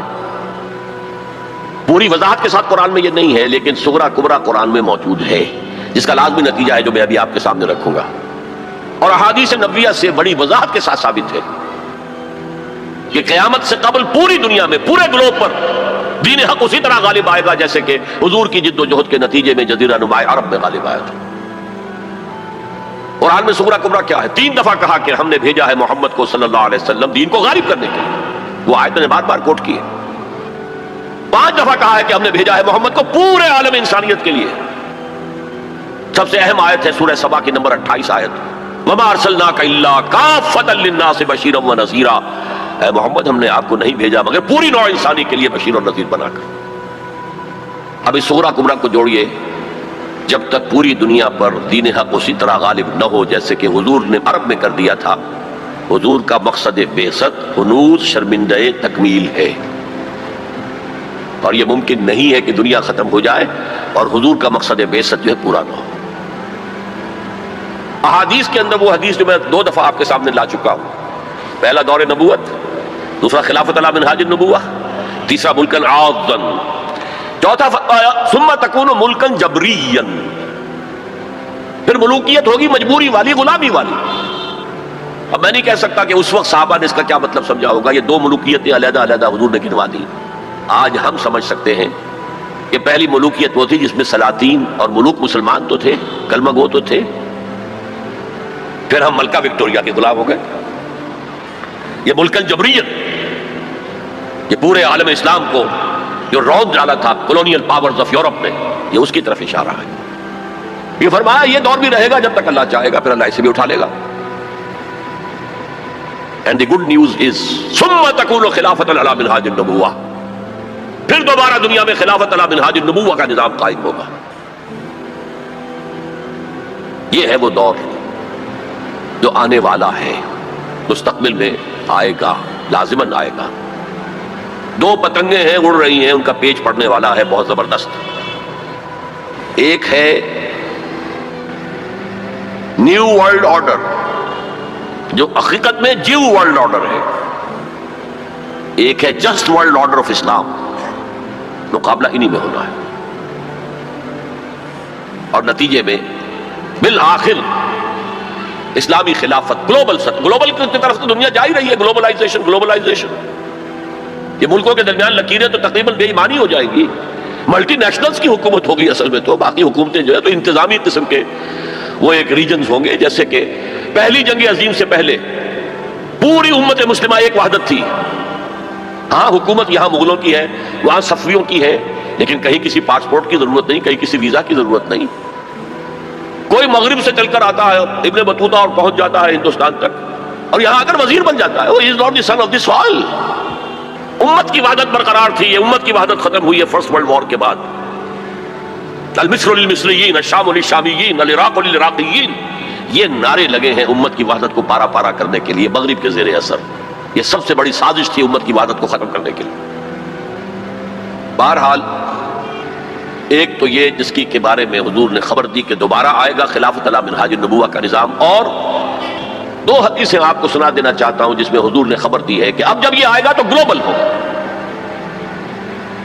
ایک حدیث ہے حضور صلی اللہ علیہ وسلم کے ایک غلام جنہیں آپ نے آزاد کر دیا تھا، حضرت ثوبان رضی اللہ تعالیٰ، ان کی روایت ہے. عن ثوبان رضی اللہ تعالیٰ عنہ قال قال رسول اللہ صلی اللہ علیہ وسلم ان اللہ زوالی الارض، اللہ نے میرے لیے پوری زمین کو لپیٹ دیا یا سکیڑ دیا، پوری زمین. فرائے تو مشارقہا و مغاربہا، میں نے سارے مشرق دیکھ لیے، سارے مغرب دیکھ لیے. وَإِنَّ أُمَّتِي سَيَبْلُغُ مُلْكُهَا مَا زُوِيَ لِي مِنْهَا، اور میری امت کی حکومت ان تمام علاقوں پر قائم ہو کر رہے گی جو مجھے زمین کو سکیڑ کر یا لپیٹ کر دکھا دیے گئے. اور یہ روایت کسی دوسرے تیسرے درجے کی حدیث کے ذخیروں میں سے نہیں ہے، مسلم شریف کی روایت ہے، درجہ اول کی کتب. اور دوسری حدیث وہ مسند احمد ابن حنبل کی ہے، مقداد الاسود عن المقداد الاسود رضی اللہ عنہ قال قال رسول اللہ صلی اللہ علیہ وسلم لا يبقى على ظهر الارض بيت وبر ولا مدر الا ادخله الله كلمة الاسلام. اس روئے زمین پر نہ کوئی گھر رہے گا اینٹ گارے کا بنا ہوا، اور نہ کوئی خیمہ ہوگا جو کھانوں کا بنا ہوا، جس میں اللہ اسلام کے کلمے کو داخل نہ کرے. بعز عزیز اور ذل ذلیل، یہ داخلہ دو میں سے ایک طریقے پر ہوگا، یا عزت والے کے اعزاز کے ساتھ، یعنی وہ خود اسلام قبول کر لے گا تو اس کے گھر میں یا اس کے خیمے میں اسلام داخل ہوگا، اس کی بھی عزت ہوگی. وَلِلَّهِ الْعِزَّةُ وَلِرَسُولِهِ وَلِلْمُؤْمِنِينَ، عزت کا حقدار تو اللہ ہے، اس کے رسول اور اہل ایمان ہے. اور ذل ذلیل یا کسی کمزور کی پستی کی وجہ سے اگر اسلام قبول نہیں کریں گے تو یؤتوا الجزیۃ عن یدٍ وَهُمْ صاغرون، چھوٹے ہو کر رہنا پڑے گا، جزیہ دینا ہوگا. گویا کہ اسلام تو اس کے خیمے اور گھر میں بھی داخل ہو گیا، وہ خود محروم رہا. جب حضور نے یہ فرمایا تو حضرت مقداد پھر کہتے ہیں کہ میں نے کہا وَيَكُونَ الدِّينُ كُلُّهُ لِلَّهِ، تب ہوگی وہ بات جو سورہ انفال میں آئی ہے کہ دین کل کا کل اللہ کے لیے ہو جائے گا. تو یہ تو ہے مستقبل بعید جس کا سارا دار و مدار میرے بیان میں حالات کے حوالے سے نہیں ہے. حالات میں ہمیں اس کے کوئی آثار نظر نہیں آ رہے، حالات بہت مایوس کن ہیں. لیکن حضور کے لیے وہی خبریں ہیں، وَهُوَ صادق المصدوق. منطقی طور پر بھی میں ان کا قائل ہوں اور حضور کی احادیث کی روح سے بھی قائل ہوں. اس سے پہلے جو مستقبل قریب ہے اس میں ابھی مسلمانوں پر بہت سخت دن آئیں گے، عذاب کا کوڑا اور شدید سے شدید تر ہو. اس کو یوں سمجھیے کہ وہ جو حدیث جس سے میں نے بات شروع کی تھی حزب النعل بالنعل، تو باقی سارے عذاب تو قرباً کافی ثابت ہو گئے. ادھر ایشورینس، ادھر کروسیڈرز، ادھر نیبوکڈنیزر، ادھر تاتاریس، ادھر گریکس اینڈ رومنز، ادھر بقیہ ویسٹرن اینڈ سینٹرل یورپ. یہ تو صاف صاف نظر آ گیا جو پچھلی صدی میں ہوا یہودیوں کے ساتھ. 6 millions of them decimated، ختم کیے گئے ہٹلر کے ہاتھوں. اس کی کاربن کاپی بھی تو آنے والی ہے، اور یہ آئے گی اربوں پر. آج اللہ کے دین کے سب سے بڑے مجرم عرب. کیوں؟ عام قاعدہ ہے جن کے رتبے ہیں سوا، ان کی سوا مشکل ہے. حضور کی ازواج سے کہا گیا کہ نہیں، اگر تم کوئی غلط حرکت کرو گی دوہری سزا ملے گی تمہیں، تمہارا رتبہ بہت اونچا ہے، تم نبی کے گھر میں آباد ہو. عربوں کو اللہ نے فضیلت دی کہ محمد ان میں سے تھے، رسول عربی ہیں صلی اللہ علیہ وسلم. یہ رتبہ بلند ملا جس کو مل گیا. ہر مدعی کے واسطے دار و رسم کہاں. پھر سب سے بڑی فضیلت کیا ہے؟ ان کی اپنی مادری زبان میں قرآن موجود ہے، اللہ کا کلام. ان کو قرآن کے سمجھنے میں کوئی دقت تو نہیں ہے. یہاں میں تو آپ سے کہتا رہا عربی سیکھیں، عربی سیکھیں، عربی سیکھیں، تاکہ قرآن کو اس کی اپنی اصل زبان میں اپنی آنکھوں سے پڑھ سکیں. وہاں تو ان کو تو ضرورت نہیں. پھر بھی ان کا اگر یہ حال رہا کہ جو ملک بھی کولونیل رول سے آزاد ہوا اس نے یا تو اپنا قبلہ کر لیا ماسکو کی طرف اور یا واشنگٹن کی طرف، تو ان سے بڑا مجرم اور کوئی نہیں. ایک حدیث میں آیا ہے ویل للعرب من شر اقترب، بہت ہلاکت اور بربادی ہوگی. ایک مرتبہ ام سلمہ رضی اللہ تعالی عنہ نے ام المومنین پوچھا کہ یہ جو آپ فرما رہے ہیں کہ اتنی بڑی تباہی آئے گی، اتنے بڑے مسلمانوں کے اوپر برے حالات آئیں گے، تو عرب اس وقت کہاں ہوں گے؟ فرمایا العرب یومئذ قلیل، بہت کم رہ جائیں گے. بہت بڑی تباہی آنے والی ہے. اور اس کا نقطہ آغاز کیا ہوگا؟ ویسے تو ہے جو کچھ ہو رہا ہے فلسطین میں، اسے وہ 30 کروڑ عرب بھی دیکھ رہے ہیں اور باقی 100 کروڑ مسلمان باقی بھی دیکھ رہے ہیں. ٹک ٹک دیدم دم نکشیدم، وہ آئی سی جو ہے وہ بھی زیادہ آئی سی بن کر رہ گئی اور کچھ نہیں. کوئی کسی طرف سے احتجاج تک نہیں ہے. امریکہ شیرون کو مین آف دی پیس کا خطاب دے رہا ہے، صابرہ اور شتیلہ کا قاتل درندہ. اور جو کچھ کر رہا ہے فلسطینیوں پر وہ آج ہم اپنی آنکھوں سے دیکھ رہے ہیں ٹیلی ویژن کے اوپر. کس طرح بلڈوزرز آتے ہیں ان کے گھروں پر گھر گراتے چلے جاتے ہیں. کس طریقے سے F-16 اوپر دندن آ رہے ہیں، ہیلی کاپٹرز دندن آ رہے ہیں. اور ان کے پاس کیا ہے؟ سوائے اپنی جان پیش کرنے کے سوسائڈ جو ہے اٹیک اس کے سوا کیا ہے؟ یا پہلے وہ صرف پتھر مارتے تھے، اینٹیں روڑے، اللہ اللہ کا سل. تو یہ ضربت علیہم الذلۃ والمسکنۃ وباؤوا بغضب من اللہ تو پہلے ہی ہو چکا ہے.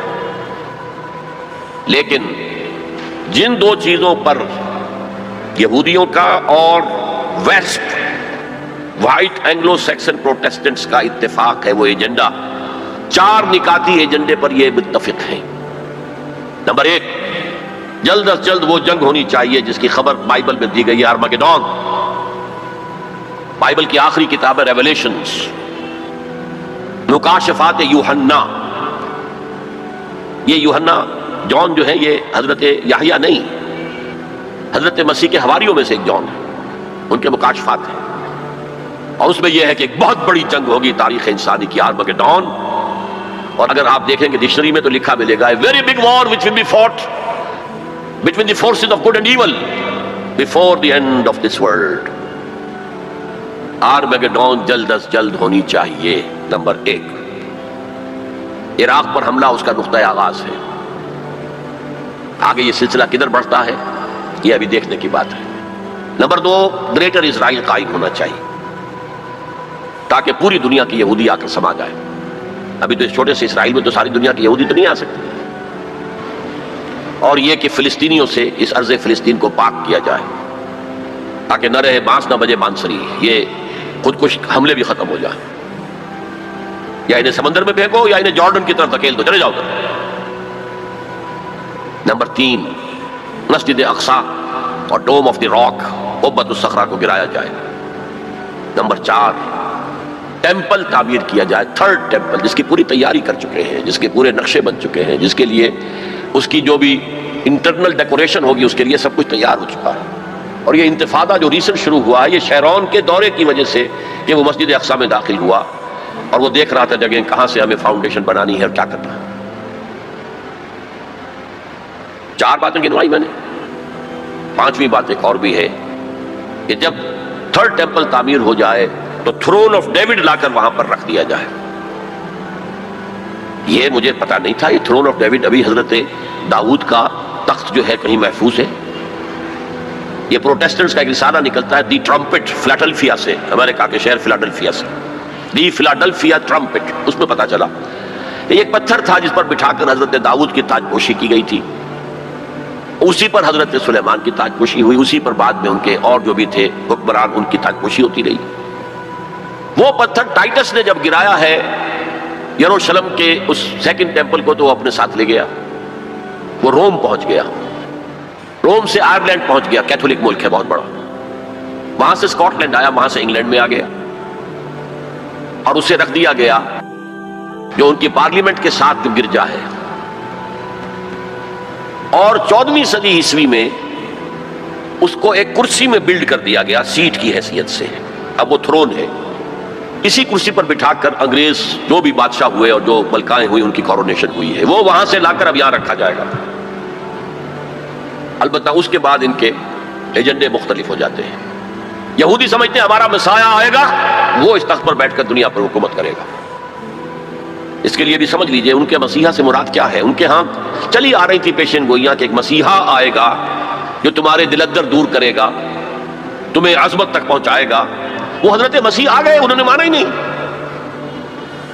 تو وہ پیشن گوئی جو ہے ابھی موجود ہے. The position is vacant. ابھی تک وہ مسیح نہیں آیا. They are waiting for their مسیح، اس لیے کہ مسیح کو تو مانا نہیں. اور عیسائیوں کا خیال ہے حضرت مسیح کا جو 2nd نزول ہوگا، 2nd کمنگ، تو وہ اس تخت پر بیٹھ کر حکومت کریں گے پوری دنیا پر. یہ ایجنڈا ہے. کوئی سبب معلوم ہو سکا ہے آج تک کہ عراق پر کیوں حملہ کیا گیا؟ اور کمال ہے کہ اس قوم نے پھر اسی شخص کو منتخب کر لی. 9/11 کس نے کیا اس کی کوئی کبھی تحقیق ہوئی ہی نہیں، روک دیا گیا. جب شروع میں تحقیق شروع ہوئی تھی تو پہلے تو بیان آیا تھا بش کا کہ یہ لیک کیوں ہو رہی ہیں چیزیں اس سے، اور پھر سسٹم روک دیا گیا. یہ سارا جو معاملہ ہے history is going towards that direction. لیکن بہرحال اس میں جو مسجد اقصی کی شہادت کے بعد اور قبۃ الصخرہ کے گرانے کے بعد جو خون کھولے گا عرب نوجوانوں کا، اس کا آپ اندازہ نہیں کر سکتے. عرب کے اندر جوش تو اب بھی ہے، نوجوانوں میں بہت ہے. وہ ایک ایسی بات ہوگی کہ جس پر خون جوش کھائے گا، اور اس سے پہلے تو یہ حکمران کہ جو ویسٹ کے گماشتے ہیں یہ انہیں قتل کریں گے، بھونیں گے. اور پھر یہ کہ کرسچنز اور جیوز، اور انہیں جیوز میں سے اینٹی کرائسٹ بھی کھڑا ہو جائے گا، دجال. یہ مقابلے ہونے ہیں، لیکن میں اب تفصیل میں نہیں جانا چاہتا.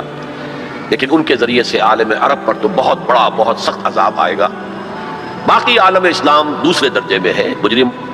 ہم سمجھتے ہیں کہ نمبر 2 پر ہم مسلمانان پاکستان ہیں، جنہوں نے اس ہندوستان کی تقسیم اسلام کے نام پر کروائی، اور 57 برس گزر گئے ہیں کہ اس اسلام کا کوئی نام و نشان وہاں نہیں ہے. وہی اسلام ہے جو ہر جگہ ہے، یہاں بھی ہے. مسجدوں میں آپ بھی جا رہے ہیں، ہم بھی جا رہے ہیں. لیکن وہ اسلامی نظام جو کہا گیا تھا کہ اسلام کے اصول حریت و اخوت و مساوات کا ایک نمونہ دنیا کو دکھانا چاہتے ہیں، وہ کہاں ہے؟ لیکن یہ کہ جہاں تک عرب پر اس عذاب خداوندی کا تعلق ہے، اس کا تو مجھے یقین ہے ہوگا، اور ہولوکاسٹ سے کم 10 گنا ہوگا. خاکم بدہن، جیسے نیبوکڈنیزر کے ہاتھوں جتنے مرے تھے، اس سے 100 گنا جو ہے وہ تاتاریوں کے ہاتھوں مرے. لیکن یہ کہ باقی امت جو ہے، شاید اللہ تعالیٰ ہمیں ہدایت دے دے، شاید اللہ تعالیٰ قوم یونس کی طرح ہمیں توبہ، اجتماعی توبہ کی توفیق دے دے. اللہ کی رحمت سے ہم اس اعتبار سے مایوس نہیں ہیں. اپنی جو بھی ہماری بساط ہے کوشش کر رہے ہیں کہ وہاں پر اسلامی نظام آ سکے جس کے لیے وہ ملک بنایا گیا تھا. بہرحال یہ ہے میرا تجزیہ مستقبل کے بارے میں. میں اب اسی پر اتفاق کر رہا ہوں، معمول سے بھی زیادہ ٹائم آج ہو گیا ہے. اللہ تعالیٰ مجھے بھی اور آپ کو بھی توفیق دے کہ ہم کمر ہمت کسیں اور اس دلدل سے نکلنے کی کوشش کریں، اور اپنی زندگیاں وقف کریں اس کام کے لیے کہ جیسے کل میں نے کہا تھا، جاگو اور جگاؤ، ہوش میں آؤ، دوسروں کو ہوش میں لاؤ. پھر مل جل کر وَلْتَكُن مِّنكُمْ أُمَّةٌ يَدْعُونَ إِلَى الْخَيْرِ وَيَأْمُرُونَ بِالْمَعْرُوفِ وَيَنْهَوْنَ عَنِ الْمُنكَرِ. اللہ تعالیٰ توفیق دے.